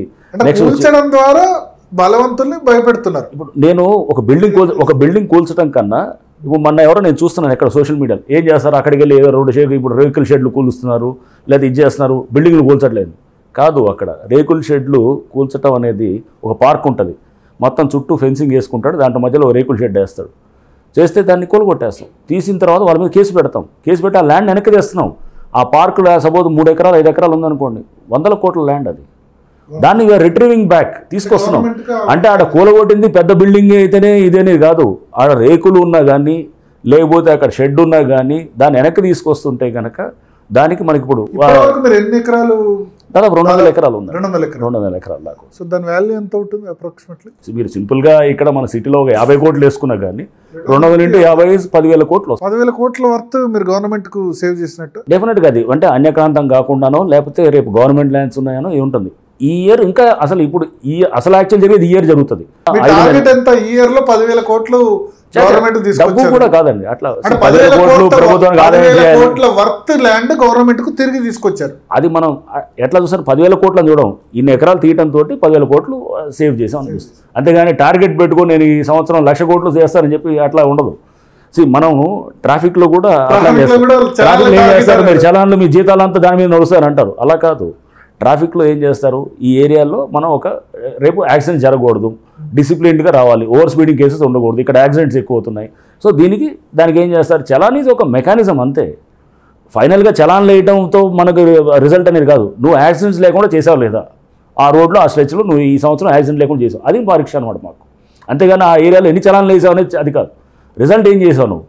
ఇక్కడ కూడా అంతే, రేపు రిజల్ట్ ఇటువంటి పోస్టింగ్లు వస్తున్నాయి ట్రాఫిక్ దానిలో కూడా చలాన్స్ అంటే డెఫినెట్గా ఏంటంటే పర్ఫామ్ చేయడానికి ఉండేటువంటి పోస్టులు అండి. అండ్ పనిష్మెంట్ అనుకుంటారు కానీ మీరు దానిలో కూడా నేను చాలా హ్యాపీగా ఫీల్ అయ్యాను. ఆ పోస్టు నేను దాదాపు 4.5 ఏళ్ళు పనిచేశాను ట్రాఫిక్లో, 3.5 యాజ్ డీసీపీగా, 1 year యాజ్ జాయింట్ సిపిగా ఉన్నాను. సో చాలా ఎంజాయ్ చేసేవాడినా ట్రాఫిక్ పోస్ట్ను కూడా, ఎందుకంటే దాంట్లో చాలా నిజంగా మనం పబ్లిక్ని ఎవరికైనా టచ్ చేయాలనుకుంటే కనుక చాలా మందికి ఇష్టం ఉండదు ట్రాఫిక్ అంటే, రోడ్డు మీదనే ఉండాలి, ఒక్కొక్కళ్ళ పర్సెప్షన్ కూర్చోవాలి తప్ప ఈ రోడ్డు మీద అలాని కాదు, ముఖ్యమంత్రి వచ్చినా బయటకు వచ్చినా అలాని కాదు. అంటే ఒక్కొక్కరికి యాప్టిట్యూడ్ ఉండాలండి, ఇష్టం అనేది ఉండాలి. ఉద్యోగం చేసే దాంట్లో ఆ ఇష్టం ఉంటేనే వస్తుంది అనమాట. సో నాకు ఐ హ్యావ్ సమ్ ఆ bent of mind, traffic duties అనేది సమ్ ఐ లైక్ ఆ type of nature of duties. దాన్ని మనం ఇమీడియట్గా ఇంపాక్ట్ తీసుకురావచ్చు పబ్లిక్లో. మేము జూబ్లీ హిల్స్ డైవర్షన్ చేసాము అక్కడ, ఏది అప్పటిదాకా చాలా భయంకరమైన ట్రాఫిక్ జామ్ అయ్యేది మొత్తం ఆ స్ట్రెచ్ అంతా. కేబీఆర్ చుట్టూ కూడా ఎస్పెషలీ ఫిల్మ్ నగర్ దగ్గర మీరు అదంతా మొత్తం జామ్ అయ్యేది అప్పటిదాకా. అప్పుడు హాస్పిటల్ ఇంకా ఏమయ్యేదంటే అప్పుడు ఈ మధ్యలో చాలా సిగ్నల్స్ ఉండేవి. ఎప్పుడైతే శిల్పా ఫ్లైఓవర్, ఇప్పుడు మీరు గచ్చిబౌలి నుంచి వస్తే ఫ్లైఓవర్ తయారైన తర్వాత మళ్ళీ ఐకియా ఫ్లైఓవర్ వచ్చింది. డైరెక్ట్గా ఎక్కడ మీకు సిగ్నల్ తగలదు, డైరెక్ట్గా వచ్చేసి జూబ్లీ ఇక్కడ రోడ్ నెంబర్ 45 జంక్షన్ దగ్గరకు వస్తారు. అప్పుడు ఇంకా మేము ఫ్లైఓవర్ ఇంకా 3 రోజులు ఓపెన్ చేస్తున్నారు అనగా శిల్పల ఫ్లైఓవర్, అప్పుడు ఇది స్టార్ట్ చేసి, ఎందుకంటే అది ఓపెన్ అయిందంటే కనుక ఫ్లైఓవర్ అక్కడ నాకు మన TV5 నుంచి వీరు ఉన్నారు కదా, వారు మన చైర్మన్ గారు ఉన్నారు కదా, మన నాయుడు గారు. అప్పుడు ఆయన ఒకసారి ఆయన ఫోన్ చేశారు, ఏమంటే ఇక్కడ గచ్చిబౌలిలో వెళ్తే 7 minutesలో వచ్చేస్తున్నాం అండి ఇక్కడికి అని చెప్పినాను అనమాట. అంటే అరే నాకు అలర్ట్ అయిందనమాట. అరే ఇది అంటే 7 minutesలో వస్తున్నారంటే ఇక్కడికి వచ్చి ఇక్కడ క్యూయింగ్ టైం ఎక్కువ అయిపోద్ది. అంటే నువ్వు అక్కడి నుంచి ఇక్కడికి మధ్యలో అన్ని చోట్ల హోల్డ్ చేసేటటువంటి పాకెట్స్ ఆగిపోతాయి. డైరెక్ట్గా అక్కడ గచ్చిబౌలి దగ్గర ఫ్లైఓవర్ ఎక్కిన తర్వాత మళ్ళీ దిగేది ఇక్కడే దిగుతాం అనమాట. అంటే మధ్యలో అన్ని ఫ్లైఓవర్స్ ఉంటాయి, ఎక్కుతూ వచ్చేస్తుంటాం, ఎక్కడ సిగ్నల్స్ తగదు. డైరెక్ట్గా ఈ 45 జంక్షన్కి వచ్చాం అనుకోండి, మొత్తం రేపు ఏమైందంటే అదంతా ఓపెన్ అయితే ఈ బ్రిడ్జ్ ఉంది కదా మనకి, ఇది దుర్గం చెరువు బ్రిడ్జ్, దాని మీద ఉన్నటువంటి అది అక్కడ దాటి వెళ్తుంది అనమాట మొత్తం క్యూయింగ్. అది క్లియర్ అవ్వాలంటే ఎంత టైం పట్టాలి? అది క్లియర్ అవ్వాలంటే ఒక్కొక్క దానికి 10 నిమిషాలు ఎంత ఇవ్వాలి సిగ్నల్ టైం. ఇక్కడ ఇస్తే తక్కిన జంక్షన్స్ అన్ని అవతల వైపు ఇప్పుడు జూబ్లీ చెక్ పోస్ట్ నుంచి వచ్చేటటువంటిది లేదా ఫిల్మ్నగర్ నుంచి అవి ఇంకా టైం పడతాయి అప్పుడు. సో అంటే ఒక problem leads to some other problem. So దీనికి సొల్యూషన్ సంథింగ్ ఏదో చేయాలి. అందుకు రోడ్ నెంబర్ 36 మీద లోడ్ తగ్గించడానికి అప్పుడు సిపి గారు సివి ఆనంద్ గారు ఉన్నారు, వారు అప్పుడు డీసీపీ ప్రకాష్ అని ఉన్నారు. సో మేమంతా కలిసి ఈ వర్క్ టుగెదర్ సొల్యూషన్ అన్నమాట. అక్కడ ఉన్నప్పుడు ఏసీపీ ఇన్స్పెక్టర్ అంతా ఒక టీమ్గా. సో ఇట్స్ నాట్ దట్ నేను చేసేదాన్ని అన్నను, అందరం అప్పుడు సిపి గారు ఆయన ట్రాఫిక్ బాగా, ఇప్పుడు కూడా వారే సిపిగా ఉన్నారు, ఆయన కూడా ట్రాఫిక్ మీద బాగా దృష్టి పెడతారు. సో బాగా గ్రిప్ ఉంది, బాగా ఇంట్రెస్ట్ చూపిస్తారు. సో మాకు అట్లాంటి సిపి కూడా ఉంటారు. నాకు చాలా ఫెచింగ్ అయింది అనమాట, ఈజీ అయింది. అంటే మనకి థింక్ చేయటం, వారు కూడా వెంటనే దీని మీద ఇది ఇమ్మీడియట్గా ఓకే వెళ్ళిపోదాం ముందుకనేసి అంటాం. డీసీపీ కూడా ప్రకాష్ అతను క్వైట్ యాక్టివ్ డీసీపీ, అందరు కలిసి అంటే ఇట్స్ టీమ్ ఎఫర్ట్ తోటి చేసింది అనమాట. ఇటువంటి చేసినప్పుడు సాటిస్ఫాక్షన్ ఎగ్జాక్ట్లీ. సో మీరు మంచి విషయం కూడా దాన్ని ట్వీట్ చేసినట్టున్నారు, నాకు తెలియదు కానీ but okay. So what ever అప్పుడు కూడా మోహన్ బాబు కూడా అక్కడే పక్కకు ఉంటుంది కదా. భరత్ గారు స్టార్ట్ చేసినప్పుడు ఓ 10 రోజులు అందరు తిట్టుకున్నారు మమ్మల్ని, పేపర్లో చూసాం, ఇది నరకం చూపిస్తున్నారు ట్రాఫిక్ పోలీసులు అని చెప్పేసి అన్నారు. ఎందుకంటే అది ఏంటంటే ఆ టెంపరీ ఫేజ్, ట్రాన్సిషన్ ఫేజ్ అనమాట. ఆ టెంపరీ ఫేజ్లో చాలా వ్యూస్ వస్తాయి, చాలామంది చాలా మాట్లాడతారు, దాన్ని మనం పట్టించుకోకూడదు.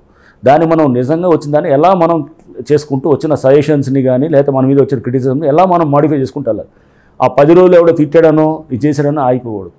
మనం ఒక రిఫార్మ్ చేస్తున్నప్పుడు, కొత్త దాన్ని తీసుకొస్తున్నప్పుడు వెయిట్ చేయాలి, దానికి టైం వెయిట్ చేయాలి. ఎగ్జాక్ట్లీ అదే చెప్తున్నాను. ఏదైనా కానీ ఏదైనా కొత్త 10 రోజులు కాకుండా 6 నెలలు వరుసగా తిట్టారు పబ్లిక్ నుంచి కంటిన్యూస్ గా. ఈ ఇయర్ మీరు చూస్తారు పబ్లిక్ నుంచి అప్రిసియేషన్ వస్తారన్నమాట, మీరు అది కూడా చూస్తారు. బట్ దాన్ని చేసేటప్పుడు అప్రిసియేషన్ ఉంటుంది, బట్ దాన్ని చేసేటప్పుడు వెనకాల ఉన్నటువంటి ఇంట్రెస్ట్లు కూడా మనం చూడాలి. వెనకాల దీన్ని ఒక ల్యాండ్ మాఫియానో ఒక ఎవరైతే కనుక దీని వెనకాల ఉన్న వాళ్ళు వాళ్ళ అజెండా ఉంటుంది, వేరేది ఉంటుంది. మేము చేసే యాక్షన్స్ వల్ల ఎవరికి దెబ్బతినేది? వెనకాల ఉన్నటువంటి ల్యాండ్ గ్రాబర్స్, ల్యాండ్ మాఫియా, వాళ్ళకి దెబ్బ. వాళ్ళు ఏం చేస్తారు, ఎవరో 2-3 ఎవరో సోషల్ మీడియా వాళ్ళు ఎవరో మేనేజ్ చేస్తారు, మేనేజ్ చేసి వాళ్ళకి చెప్తారు.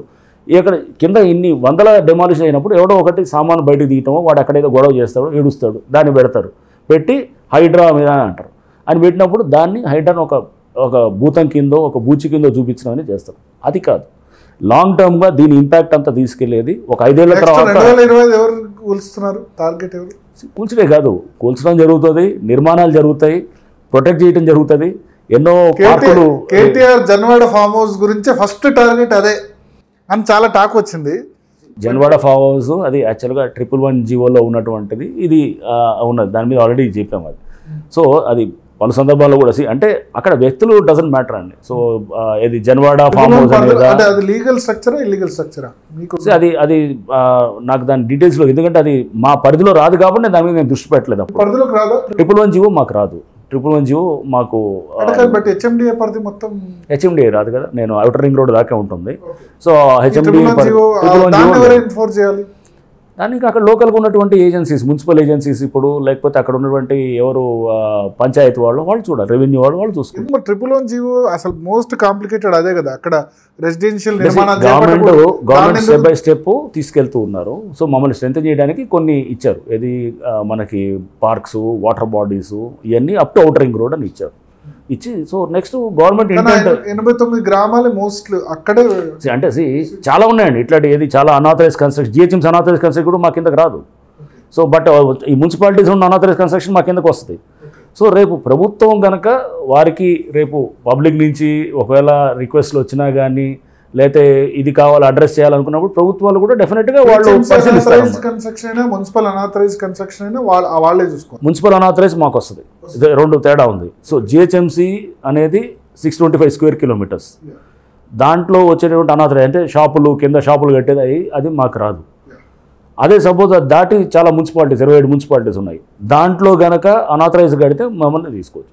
బట్ ఈ అనాథరైజ్ ఎప్పుడెప్పుడో చాలా ఉన్నాయి, అంటే చాలా సంవత్సరాల నుంచి కట్టిన ఉన్నాయి. అందులో మేము ఏం చేస్తున్నాం, పబ్లిక్ నుంచి వచ్చే వాటిని ఫస్ట్ ప్రయారిటీ చేస్తున్నాం, పబ్లిక్ నుంచి. బట్ GHMC మాత్రం అనాథరైజ్డ్ పెట్టి అంటే అది బహుశా గవర్నమెంట్ మెల్లిగా తర్వాత అంటే GHMC యాక్ట్ చేస్తున్నారు అనేటట్టు మున్సిపాలిటీస్ మీద అవన్నీ ఎక్కువ వైలేషన్స్ అనో లేకపోతే అక్కడ కొంత కాన్సన్ట్రేట్ చేయాల్సిన అవసరం ఉందో బహుశా వారి దృష్టిలో అలా ఉండొచ్చు, అలా ఇచ్చారు. సో ఇది ఈ అనాథరైజ్ కూడా ట్రాఫిక్ ఎంక్రోచ్మెంట్స్. మళ్ళీ ఇప్పుడు ఈ అనాథరైజ్ వాటిలో రోడ్డు మీదకి ఎవడన్నా వచ్చారనుకోండి, లేకపోతే రోడ్డు మీద వాళ్ళు ఏది ప్రొట్రూజన్స్ లేకపోతే ప్రొజెక్షన్స్ వచ్చాయనుకోండి, అది డిమాలిష్ చేయొచ్చు మేము అన్నాం. సో ట్రాఫిక్ రిలేటెడ్ దాని మీద మళ్ళీ అనాథరైజ్ దాని మీద వెళ్ళదు. అసదుద్దీన్ ఓవైసీ జోలికి వెళ్తారా? ఎవరు అతిథులు కారండి, అందరికీ ఇది ఉంటుంది. బట్ మన అక్బరుద్దీన్ ఓవైసీ గారు అనుకుంటా, సో వాడిది ఏదో ఫాతిమా కాలేజ్ మనం చూసాను, నేను అసెంబ్లీ చర్చలో కూడా చూస్తున్నప్పుడు వారు అన్నారు, ఫ్లోర్ ఆఫ్ ద హౌస్ మీద వారు మాట్లాడుతూ, మేము హైకోర్టులో పిల్లు కూడా ఎవరో ఫైల్ చేస్తే ఒక టీంను కూడా హైకోర్టు అపాయింట్ చేసి ఇన్స్పెక్ట్ చేయించిన తర్వాత వాళ్ళు రిపోర్ట్ ఇచ్చిన తర్వాత కూడా అది మాది రాదు అని చెప్పేసి అనే దాని మీద హైకోర్టు ఆ పిటిషన్ కూడా క్లోజ్ చేసిందని అన్నారు. సో వీళ్ళు హ్యావ్ టు ఎగ్జామిన్. సో అది FTL పరిధిలోకి వస్తుందో రాదా అదే చెప్పేది. FTL ఇంకా డ్రా చేయలేదు, ఇట్లాంటి వందల వేల చెరువుల్లోకి డ్రా చేయలేదు. సో ఇప్పుడు FTL డిసైడ్ టాక్ వచ్చింది, ఎడ్యుకేషన్ ఇన్స్టిట్యూషన్ ఇప్పుడు డిస్టర్బ్ చేస్తే విద్యార్థులు. కరెక్ట్, అసలు ముందు FTL డ్రా చేయాలి ఫస్ట్, నెంబర్ 1. డ్రా చేసిన తర్వాత ఎడ్యుకేషన్ ఇన్స్టిట్యూషన్ని FTL ఉన్నా కూడా చాలా ఎడ్యుకేషన్ ఇన్స్టిట్యూషన్ డిస్టర్బ్ చేయలేదు. ఇక్కడ FTL ఇంకా డ్రా చేయలేదు. ఏమేమి FTL చాలా ఉన్నాయి. ఇప్పుడు మీ రాజేష్ రెడ్డి గారిది ఉంది, మల్లారెడ్డి గారిది ఉన్నాయి, చాలా ఉన్నాయి. సో చాలా మంది ఇంకా మాకు నిజాంపేటలో ఉన్నాయి కొన్ని ఇన్స్టిట్యూట్స్, ఎవరు అక్కడ లోకల్గా అక్కడ చాలా ఉన్నాయి. అట్లా ఒకటి మనకి ఏం పాపులర్గా మీకు వినపడేది, మాకు దాదాపు ఒక 40-50 స్కూల్స్ కాలేజీలు ఉన్నాయన్నమాట ఇట్లా. సో మీరు మనకి ఇది మీడియాకి చూపించేది ఇది. బట్ అవన్నీ కూడా డిస్టర్బ్ చేస్తే పిల్లలు ఏమవుతారు, రేపు వాళ్ళని మనం తీసుకొచ్చి FTLలో ఉన్నదాన్ని చేసినప్పుడు రేపు సో దానికి అకాడమిక్ ఇయర్ దాకా వెయిట్ చేద్దామని ప్రభుత్వం అదే అనేది FTL డిసైడ్ అయిన తర్వాత వాళ్ళది అది మనం ఇప్పుడు ఎగ్జామిన్ చేసిన తర్వాత డెఫినెట్గా అప్పుడు ప్రభుత్వంతో తీసుకొని, ఎందుకంటే వాళ్ళ అకాడమిక్ ఇయర్ రేపు 3rd ఇయర్ వాడు ఎవరో ఇంజనీరింగ్ 2nd ఇయర్లో ఉంటాడు, నెక్స్ట్ 2 years ఉంటుంది, అతను కంప్లీట్ చేసుకోవాలి. సో అతను అంటాడు, అందుకో ఏం చేయాలి, వాళ్ళకి ఆల్టర్నేటివ్ ప్లేస్ గవర్నమెంట్ చూపించాలి. అలా ఏం లేదు, ఉండొచ్చు. ఎగ్జాక్ట్లీ, అందుకోసం ఏం చేస్తాను, ప్రభుత్వం డెసిషన్ ఆల్రెడీ వాళ్ళు అన్నారు అకాడమిక్ ఇయర్ అప్పుడు డెసిషన్ తీసుకుంటాం. సో ఇది ఎందుకంటే వేలాది మంది పిల్లల గురించి భవిష్యత్తులో లింక్ అయింది కాబట్టి అది ప్రభుత్వ డెసిషన్ తోటి నేను చేస్తాను అన్నమాట. సో ఏమంటారు ఇప్పుడు మాట్లాడేవాళ్ళు సోషల్ మీడియాలో ఉంటారు, అరే మీరు ఓవైసీది కూల్చరా, లేకపోతే ఇక్కడ ఇది కూల్చరా అది కూల్చరా అని అంటుంటారు. అది ఒక ఐకానిక్గా అది చూపించవచ్చాము, కానీ దానికన్నా మనం ఇప్పుడు ఏదో ట్రాఫిక్లో వెళ్తున్నప్పుడు వాడిని పట్టుకోండి వీడిని పట్టుకోండి అని ఉంటారు అన్నమాట. అది కాదు, నువ్వు ముందు ఒక డిసిప్లిన్ తీసుకురావాలి. ప్రాబ్లమ్ ఈజ్ నాట్ అది ప్రాబ్లమే డెఫినెట్గా. భారతీయ జనతా పార్టీ ఆరోపించేది అందుకని MIM జోలికి పోవడానికి భయపడుతుంది. అసలు మేము ఫస్ట్ డిమాలిష్ చేసింది MIM వాళ్ళే కదండి. ఫస్ట్ డిమాలిష్ స్టార్ట్ చేసింది MIM తోటి కదా, ఆ శాస్త్రిపురం. బట్ ఆ తర్వాత ఎక్కడ చేసినట్లేరు. ఆ తర్వాత జరుగుతూనే ఉన్నాయి వైలేషన్స్. అంటే ఓల్డ్ సిటీలోనే కదా మొత్తం అనాథరైజ్ కన్స్ట్రక్షన్స్ కానీ, ఎందుకు అన్నిటికన్నా ఎక్కువ వైలేషన్స్ ఉన్నది వెస్ట్ పార్ట్ ఆఫ్ ద సిటీలో ఉన్నాయి మాకు వచ్చిందని. అంటే ఏది ఎక్కడ ఎక్కువ ల్యాండ్ రేట్ ఎక్కువ అయితే ఎక్కడ ఉందో అక్కడ ఇది ఉంటుంది. ల్యాండ్ రేట్ ఎక్కువ ఉన్న చోట వైలేషన్స్ ఎక్కువ జరుగుతున్నాయి, ఎంక్రోచ్మెంట్స్ ఎక్కువ జరుగుతున్నాయి. నాట్ అనేది ఓల్డ్ సిటీ అనేది మనం చూపించేటటువంటిది ఒక రాంగ్గా మనం ప్రొజెక్ట్ చేస్తున్నది. ఓల్డ్ సిటీలో కూడా ఉన్నాయి కాదనట్లేదు, ఓల్డ్ సిటీలో ఎంక్రోచ్మెంట్స్ లేవని కాదు, దానికన్నా ఎక్కువ చాలా ప్రాంతాల్లో ఉన్నాయి. ఇది రాజకీయంగా రకరకాలుగా తీసుకెళ్ళగానే నేను కోఆపరేట్ చేస్తుందా ఏమంటారు, ఓవైసీ బ్రదర్స్ కోఆపరేట్ చేస్తారా మీరు ఓల్డ్ సిటీని ముట్టుకుంటే? ఎందుకు మేము చేసాం కదా, చేసిన తర్వాత ఏమైంది, ఇప్పుడు ఏం లేదు, ఏముంటుందండి. వాళ్ళు సరే కాసేపు వాళ్ళు వచ్చేసి ఇప్పుడు లెటర్ ఇచ్చారు, ఇది మా ఎంక్రోచ్మెంట్ దీని మీద అన్నారు. బట్ దిస్ వాళ్ళు అందరూ చేస్తున్నారు, అన్ని పార్టీలు కూడా. వాళ్ళకు కూడా ఒకవేళ అది కూడా ఇల్లీగల్ స్ట్రక్చర్స్ అక్కడ కూడా ఎన్క్రోచ్మెంట్ ఇల్లీగల్ స్ట్రక్చర్ అయినా ఇవ్వగలరా? దీనిలో MIM అని తేడా లేదు, ఓల్డ్ సిటీ మేము చేస్తున్నాం కదండి, చేస్తున్నదే చూపిస్తున్నది. అంటే ఆ తర్వాత లేదు శాస్త్రం అనేది. ఇప్పుడు వేరే సపోజ్ మేము అసలు అంటే దీనిలో కూడా పొలిటికల్ కంపల్సరీస్ ఉంటాయి కదా. ఎక్కువ అయినది రూలింగ్ పార్టీ వాళ్ళే అయినా ఎక్కువ. మేము అదే లిస్ట్ కూడా రిలీజ్ చేసాము, రూలింగ్ పార్టీ వాళ్ళే పలం రాజు గారిది చేసాము. తర్వాత నెక్స్ట్ అమీన్పూర్లో చేసినటువంటి వాటిలో కూడా అక్కడ local ground level ruling party politicians ఉన్నాయి. సో అంటే చాలా చోట్ల ఇన్వాల్వ్ అయింది రూలింగ్ పార్టీకి సంబంధించిన వాళ్ళే చేసాం. కానీ రూలింగ్ పార్టీ అయితే ఎక్కువ కూడా BRS KTR వాళ్ళు అదే అనేది మేము అందుకని మేము ఇచ్చాం కదా. మేము ఇచ్చిన డీటెయిల్స్ కూడా నేను మన ప్రిన్సిపల్ సెక్రటరీ MAUD వారు పెట్టినప్పుడు కూడా ప్రెస్ మీట్ పెట్టినప్పుడు ఆ లిస్ట్ కూడా రిలీజ్ చేసాం. మేము డిమాలిష్ చేసింది ఎక్కడెక్కడ చేసామని. చేసి ఇదిగో ఇది డీటెయిల్స్ చెప్పి ఎవరైనా చెప్పొచ్చు కదా, ఇదిగో ఈ పార్టీ వాళ్ళు ఆ పార్టీ వాళ్ళు టార్గెట్ చేస్తున్నారు చెప్పండి. అసలు పార్టీలకు అతీతంగా చేస్తున్నది. దీన్ని బద్నాం చేయటం కోసం ఇదిగో వీళ్ళు చేయండి వాళ్ళది చేయండి ఇది చేయండి అంటే దీనికి రాజకీయ రంగు. రంగనాథ్ సాఫ్ట్ టార్గెట్ అయ్యారు అనిపించట్లేదా కేటీఆర్కు? ఇవన్నీ ఎవరు నేను ఈ సాఫ్ట్ టార్గెట్ హార్డ్ టార్గెట్ ఇవన్నీ ఏమి ఉండదండి. 4 రోజులు దీన్ని ఏంటంటే అంటారు చెప్పే కదా, ట్రాఫిక్ అయినప్పుడు కూడా ఓ 10 రోజులు తిడతారు, 11వ రోజు నుంచి అందరం మెచ్చుకుంటారు అన్నమాట. ఎప్పుడైతే కనుక దాన్ని ప్రతిపక్షం మెచ్చుకోవడం కష్టమే కదా. నాకు ఎవరు మెచ్చుకుంటారు, ప్రజలు మెచ్చుకోవాలి ఫైనల్గా, పార్టీల పరంగా కాదు. ప్రజలు దే షుడ్ ఫీల్ అరే ఇది ఒక ఇన్స్టిట్యూషన్, రేపు ఏమైతే ఎవరైనా కానీ కూడా ప్రజల పక్షాన చేస్తుంటే కనుక రాజకీయాల అతీతంగాన ఏ గవర్నమెంట్ అయినా కానీ కూడా definitely they will definitely appreciate such office. SSC paper leak సంబంధించి అప్పుడు చేసినప్పుడు బండి సంజయ్ మిమ్మల్ని క్రిటిసైజ్ చేసిన సందర్భం ఉంది. ఇప్పుడు ఆయన హోంశాఖ సహాయ మంత్రి ఉన్నారు. ఇట్లా వరుసగా పెద్ద లీడర్లు అందరికీ మీరు టార్గెట్ అయిపోతున్నారని అనిపించట్లేదా? నేను అప్పుడు కూడా ప్రెస్ మీట్ పెట్టి చెప్పాను అప్పుడు. సో జరిగిన దాన్ని అంతా కూడా చెప్పాము. అది జరిగిన దాన్ని ఇది ఉంది, అది ఇప్పుడు తర్వాత కోర్టు అది ఛార్జ్షీట్ అయింది, ఛార్జ్షీట్ కూడా యాక్సెప్ట్ అయింది, దానికి నెంబర్ వచ్చింది. సో అది మళ్ళీ ట్రయల్ జరగాల్సింది, ట్రయల్ జరిగినప్పుడు చూద్దాం దాని సంగతి ఏంటనేది, ట్రయల్ అవ్వాలి. సో కోర్టు నిజంగా ఉందా బండి సంజయ్ ఇన్వాల్వ్మెంట్? లేకపోతే మీకు అప్పుడు నేను ఆ రోజు ప్రెస్ మీట్ పెట్టి చాలా స్పష్టంగా చెప్పడం జరిగింది. చెప్పిన తర్వాత ఇంకా మళ్ళీ దాని గురించి ఏముంటుందండి. ఆ రోజు నేను ఒక 2 ప్రెస్ మీట్లు కూడా పెట్టాను. ఇప్పుడు ఫ్యూచర్ ఆఫ్ హైదరాబాద్ హైడ్రా మీద డిపెండ్ అయ్యింది. సో ఫ్యూచర్ ఆఫ్ హైదరాబాద్ ఏమంటారు? దీనివల్ల లాంగ్ టర్మ్ ఇంప్లికేషన్స్ ఏముంటాయి, ప్రజలకు ఏం చెప్పగలరు?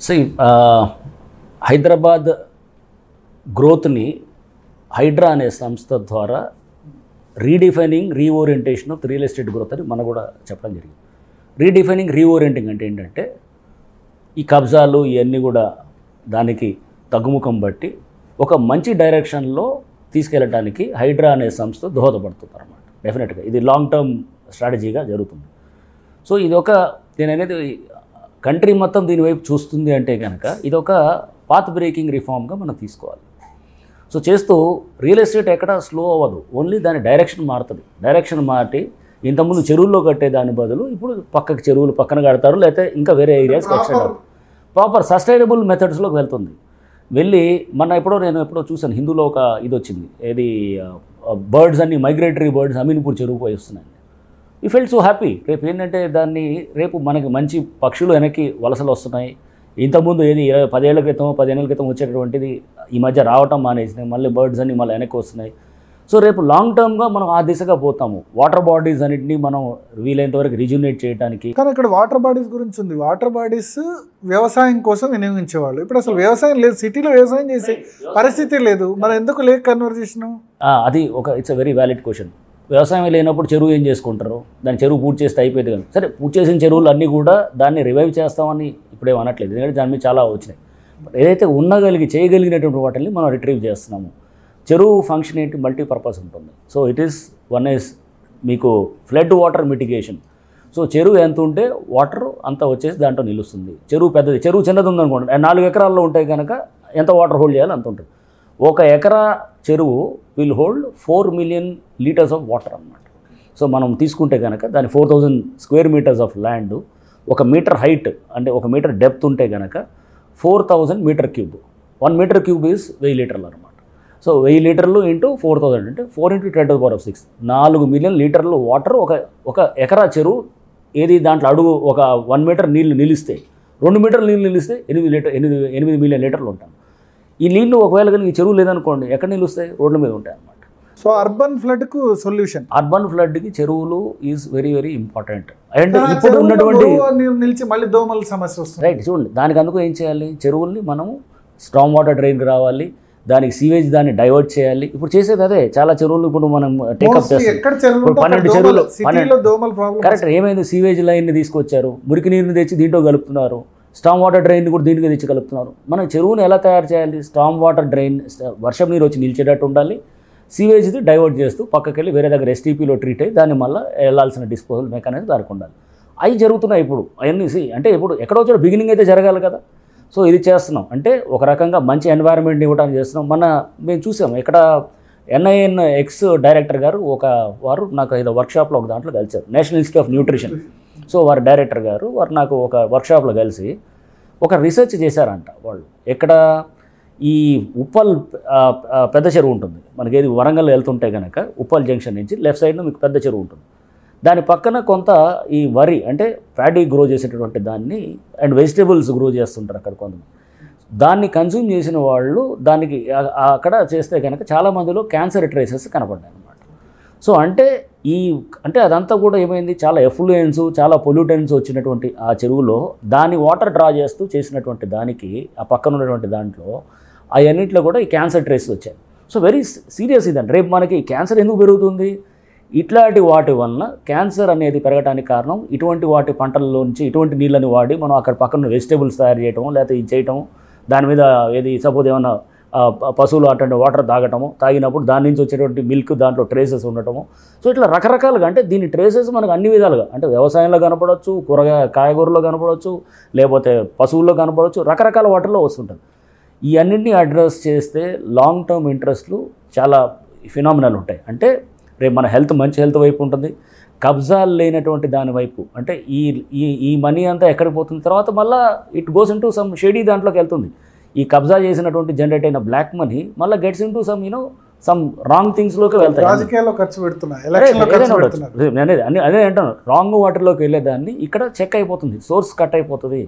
సో అంటే కబ్జాలు అనే దాన్ని నియంత్రిస్తే కనుక ఇతర సిస్టమ్స్ కూడా బెటర్ అవుతాయి. ఇప్పుడు రూపు మార్చుకుంది అంటే చెప్తున్నాను బెటర్ సిస్టమ్. కరప్షన్ అంటే పబ్లిక్ దగ్గర హెల్త్ నేను అనేది హైడ్రా అనేది ఒక మల్టీ ప్రాంగ్డ్ అప్రోచ్ తోటి వెళ్తున్నది.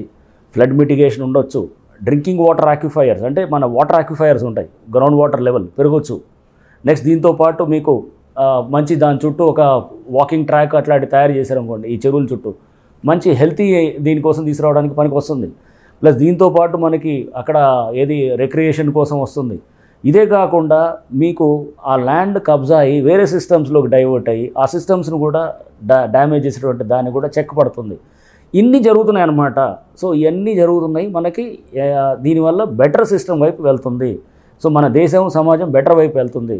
సో ఇవన్నీ కూడా తప్పకుండా ఒక మంచి దిశ వైపు తీసుకెళ్ళడానికి ప్రభుత్వం ఎంతో ఆలోచించి తీసుకొచ్చిన ఇన్స్టిట్యూషన్, దీనికి ఎన్నో పవర్స్ ఇచ్చినటువంటి ఇన్స్టిట్యూషన్ తప్పకుండా. మీ ఇల్లు కూడా ఎఫ్టీఎల్ పరిధిలో ఉందని కొద్దిమంది ఈ మధ్య రైట్ అదే చెప్పాను. దాని మీద కూడా నేను మన ప్రెస్ మీట్లో కూడా చెప్పాను. ఒక కామన్ సెన్స్ అండి, చెరువుకి పైన ఎఫ్టీఎల్ ఉంటుంది, చెరువుకి అప్స్ట్రీమ్లో అంటే ఎఫ్టీఎల్ కానీ బఫర్ కానీ.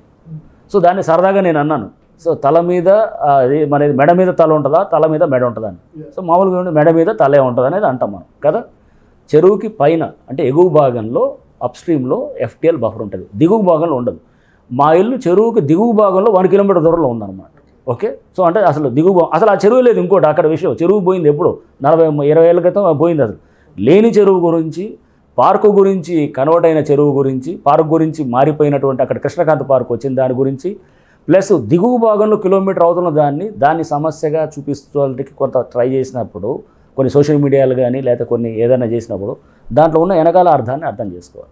అంటే పర్సనల్గా కూడా అటాక్ చేయడానికి వస్తారు. చేసిన ఎన్నిటికీ నాకు అలవాటేసి మనం ఏంటంటే నీ లక్ష్యం నీకు క్లియర్గా ఉన్నప్పుడు దీన్ని పర్సనల్గా చేసినప్పుడు కూడా సో దాంట్లో ఏం అసలైన ఆర్గ్యుమెంట్. ఐపీఎస్ కెరీర్లో మోస్ట్ ఛాలెంజింగ్ టాస్క్ ఏంటి? ఆయేషా కేసా, మారుతీరావు ఆత్మహత్య, ప్రణయ్ అమృత సంబంధించిన కేసా, ఎస్ఎస్సి ఎగ్జామినేషనా, లేకపోతే ఇది హైడ్రానా? కేసు వేరండి. కేసు అనేది జస్ట్ ఒక కేసు వరకే చూస్తాను నేను. డెఫినెట్గా నా లైఫ్లో హైడ్రా అనేది is a very important position. ఎందుకంటే దీనివల్ల మొత్తం ఒక సిటీ, ఒక మెట్రో రీజన్ సిటీకి మనం వీఆర్ చేంజింగ్, దానికి కావాల్సినటువంటి దానికి ఒక మంచి డైరెక్షన్ తీసుకెళ్ళడానికి ఒక ఇన్స్టిట్యూషన్ని హెడ్ చేసేదానికి ప్రభుత్వం, ముఖ్యమంత్రి గారు నాకు అవకాశం. అంటే ఇవాళ మీరు ఉండొచ్చు, లేకపోతే వేరే వాళ్ళు ఉండొచ్చు. Individual doesn't matter. ఇక్కడ రంగనాథ లేకపోతే సమ్ ఎక్సా వై అనేది డజంట్ మ్యాటర్. ఇది ఒక వ్యవస్థ. గ్రేహౌన్స్ కూడా మనకు వచ్చినప్పుడు ఒక అద్భుతమైన వ్యవస్థ తయారు చేశారు. అది ఆ వ్యవస్థ గ్రేహౌన్స్ ఎస్ఐబి అనేది బలంగా అది వెళ్ళే కొద్దీ నక్సలిజాన్ని చెక్ చేయడానికి చాలా స్ట్రాంగ్ సిస్టమ్స్గా తయారైంది. సో ఒక కొత్త సిస్టమ్ అనేది తీసుకొచ్చారు. అది వ్యక్తి డజంట్ మ్యాటర్. సో అది రేపు ఈ ఇన్స్టిట్యూషన్ని బలంగా తీసుకెళ్ళాలి, దీన్ని రాజకీయాలకు అతీతంగా తీసుకెళ్ళాలి, దీన్ని ఒక ఏంటంటే టెక్నాలజీ డ్రివెన్గా తీసుకెళ్ళాలి, సాంకేతిక పరిజ్ఞానాన్ని దీన్ని తీసుకొచ్చాలి. రేపు ఎవరు కూడా దీన్ని తప్పు పాయింట్అవుట్ చేసిన విధంగా లేకుండా చూడాలి. లీగల్ ఫ్రేమ్వర్క్, లీగల్ బ్యాకప్ ఉండేటట్టు చేయాలి. ఇవన్నీ చేయడానికి, ఇన్స్టిట్యూషన్ని చేయడానికి మాకు డెఫినెట్గా గవర్నమెంట్ అన్ని విధాలు ఇస్తుంది. దీనికి కావాల్సినటువంటి సాంకేతిక పరిజ్ఞానం గురించి కూడా మేము నేషనల్ రిమోట్ సెన్సింగ్ ఏజెన్సీ వాళ్ళతోటి, ఇతర శాటిలైట్ కంపెనీస్ తోటి, సర్వే ఆఫ్ ఇండియా తోటి, ఇట్లా చాలామందితో చర్చలు జరుగుతున్నాయి, ఎంఓయూలు జరుగుతున్నాయి. అంటే ఒక మంచి దిశ వైపు తీసుకెళ్తూ రేపు ఇది ఒక మంచి ఇన్స్టిట్యూషన్ క్రియేట్ అయింది, మా ల్యాండ్స్ అన్నీ సెక్యూర్ ఉన్నాయి, కమ్యూనిటీ ల్యాండ్స్ అంటే గవర్నమెంట్ ల్యాండ్స్ లేకపోతే పార్కులు అనేటటువంటి దిశగా మనం తీసుకెళ్ళి హైడ్రాని తీసుకెళ్తే కనుక ఈ కమ్యూనిటీ ల్యాండ్స్ చాలామంది, నాకు సర్ప్రైజింగ్ ఏంటంటే చాలామంది డిఫెన్స్ వాళ్ళు వస్తున్నారు. So I felt very happy. డిఫెన్స్లో ఎక్స్ సర్వీస్ మెన్ వాళ్ళంటే వాళ్ళలో ఆ దేశభక్తి అనేది నిన్న కూడా నేను ఎవరితో మాట్లాడుతాను, అందరు డిఫెన్స్ వాళ్ళు వచ్చి కంప్లైంట్ చేస్తున్నారండి, వెరీ నైస్ అని చెప్పి. అంటే వాళ్ళలో చాలామంది ఆ సిన్సియారిటీ కమిట్మెంట్ ఉండే వాళ్ళు చాలామంది ఉంటారు. అంటే అందరూ చాలామందిలో ఉంటారు, చాలామంది ఎంప్లాయీస్లో, బట్ ఎక్స్ సర్వీస్ మెన్లో కూడా కొంచెం ఎక్కువగా కనబడుతుంది. హైడ్రా పేరు చెప్పుకొని కొంతమంది బ్లాక్ మెయిల్ చేస్తున్న వాళ్ళు ఉన్నారు. అదే అనేది అట్లాంటి కంప్లైంట్ చేస్తామని చెప్పి వాళ్ళ దగ్గర డబ్బులు గుంజడం, అట్లాంటిది ఉంటే కనుక ఈవెన్ మీడియాలో కూడా, సోషల్ మీడియాలో కూడా. సో అందులో దానికి ఏం చేయాలి, ఇట్లాంటి ఏమైనా ఉంటే కనుక ఇమీడియట్గా అక్కడ లోకల్ పోలీస్కో ఎవరన్నా అధికారులు, హైడ్రా అధికారులు కూడా రేపు ఎవరైనా చేసినా కానీ కూడా వెంటనే ఏసీబీకో దీని మీద చాలా స్పష్టంగా ప్రభుత్వం ఇచ్చింది. ముఖ్యమంత్రి గారు చాలా క్లియర్ ఆదేశాలు కూడా ఇచ్చారు, విజిలెన్స్ ఎన్ఫోర్స్మెంట్కి ఇచ్చారు, ఏది ఏసీబీకి ఇచ్చారు, అండ్ మాకు చెప్పారు, లోకల్ పోలీసు కూడా చెప్పారు, కమిషనర్స్కి, డీజీ గారికి కూడా. ఎవరైనా కనుక ఇట్లాంటి పేరు చెప్పి చేస్తే కనుక మీరు ఇమ్మీడియట్గా దాని మీద యాక్ట్ చేయండి అని చెప్పి. సో మా అధికారులు కూడా ఎవరైనా హైడ్రా పేరు చెప్పి ఎక్కడన్నా వసూళ్ళకు పాల్పడుతున్నారు కానీ కూడా దాన్ని కూడా మీరు వెంటనే ఏసీబీకో లేకపోతే ఇంకేదో ఇతర లోకల్ ఏజెన్సీ లేదు, అట్లాంటిది వస్తే కనుక చెప్తున్నాం, మా అధికారులు దాని మీద రాలేదు. అట్లాంటిది వచ్చినా మీరు ఇద్దరు ముగ్గురు అరెస్ట్ చేశారు, మన ఏది ఇక్కడ సంగారెడ్డి జిల్లాలో చేశారు. చేసినప్పుడు అట్లా అరెస్ట్ చేసి వెంటనే మాకే వచ్చి చెప్పారు ఆ బిల్డర్, సార్ ఇక మీ పేరు చెప్పి అక్కడ అక్కడ లోకల్గా ఉన్నవాడు చేస్తున్నాడు అంటే నేనే వెంటనే ఎస్పీతో మాట్లాడి ఇంటిమేషన్ ఇచ్చేసి తర్వాత ఈ బిల్డర్ ముందే మాట్లాడి చెప్పాను, మీరు వెళ్ళి డైరెక్ట్ ఎస్పీ గారిని కలవన్నాను. ఎస్పీ గారు కూడా ఆయన వెంటనే స్పందించి అక్కడ యాక్ట్ చేయడంతో వాళ్ళని అరెస్ట్ చేశారు. సో మా పేరు చెప్పి మీకు దగ్గర అని చెప్పేసి ఫోటోలు చూపిస్తున్నాడు, ఇవన్నీ ఉంటాయి కదా, ఫోటోలు ఎవడో దిగుతాడు, బొక్క ఇచ్చి ఫోటో దిగి తీసుకెళ్తే దాన్ని చూపించి అది చేస్తున్నాం. సో వెంటనే ఈ గాట్ హిమ్ అరెస్టెడ్ అనమాట. అట్లా సో 2024 మొత్తం తెలంగాణ అంతా కూడా తెలుసు. రంగనాథ్ అంటే ఇప్పుడు తెలియని వాళ్ళు లేరు, బహుశా మంత్రులు ఎంపీని గుర్తుపట్టనేమో, కానీ మీడియా వల్లనో లేకపోతే ఇంకా దానివల్ల జరిగింది. ఏమైనా పొలిటికల్ అంబిషన్స్ ఉన్నాయా ఆఫ్టర్? ఏం లేదండి, నన్ను ప్రశాంతంగా ఉద్యోగం చేయనివ్వండి, మంచి కమ్యూనిటీ సర్వీస్ చేయగలిగితే కనుక రేపు, అంటే పబ్లిక్ మంచి సర్వీస్ చేయగలిగితే కనుక that is more than anything else. So రేపు అది ఇయర్ అంటే 2024 ఇది year is going to be చాలా ఇంపార్టెంట్ ఇయర్ ఫర్ హైడ్రా. ఎందుకంటే ఆర్గనైజేషన్ పరంగా దాన్ని స్టెబిలైజ్ చేయాలి, అన్నీ కావాల్సిన ప్రాసెస్లన్నీ కూడా స్టెబిలైజ్ చేయాలి, పబ్లిక్కి దీని వాల్యూను ఇంకా తీసుకెళ్ళగలగాలి, దీని మీద ఉన్నటువంటి మిస్కాన్సెప్షన్స్ తప్పుడు వాటిని తొలగించాలి. ఇది మా సంస్థ ఇది అని ప్రతివాడు కూడా ఓన్ చేసుకునే విధంగా తయారు చేయాలి. అంటే ప్రజలకి దగ్గర తీసుకెళ్ళడానికి మేము చేయాల్సిన అన్నీ కూడా చేస్తాం అన్నమాట. Right sir, all the best. Thank you Ranganath గారు. సో మొత్తానికి హైడ్రా మీద 2024లో తెలంగాణ రాష్ట్రంలో వార్తల్లో అతిపెద్ద వ్యక్తిగా, మోస్ట్ ఇన్ఫ్లుయెన్సర్గా రంగనాథ్ నిలిచారు. 2025లో దీని మీద ఉన్న మిస్కన్సెప్షన్స్ అన్నీ కూడా పోగొట్టి సస్టైనబుల్ గ్రోత్, హైదరాబాద్ ఒక సుస్థిర అభివృద్ధి సాధించే దిశగా హైడ్రా ముందుకు తీసుకెళ్తుందని హామీ ఇస్తున్నారు. ఇది హైడ్రా చీఫ్ రంగనాథ్తో బిగ్ డిబేట్ ద్వారా మరో బిగ్ డిబేట్లో మళ్ళీ కలుద్దాం.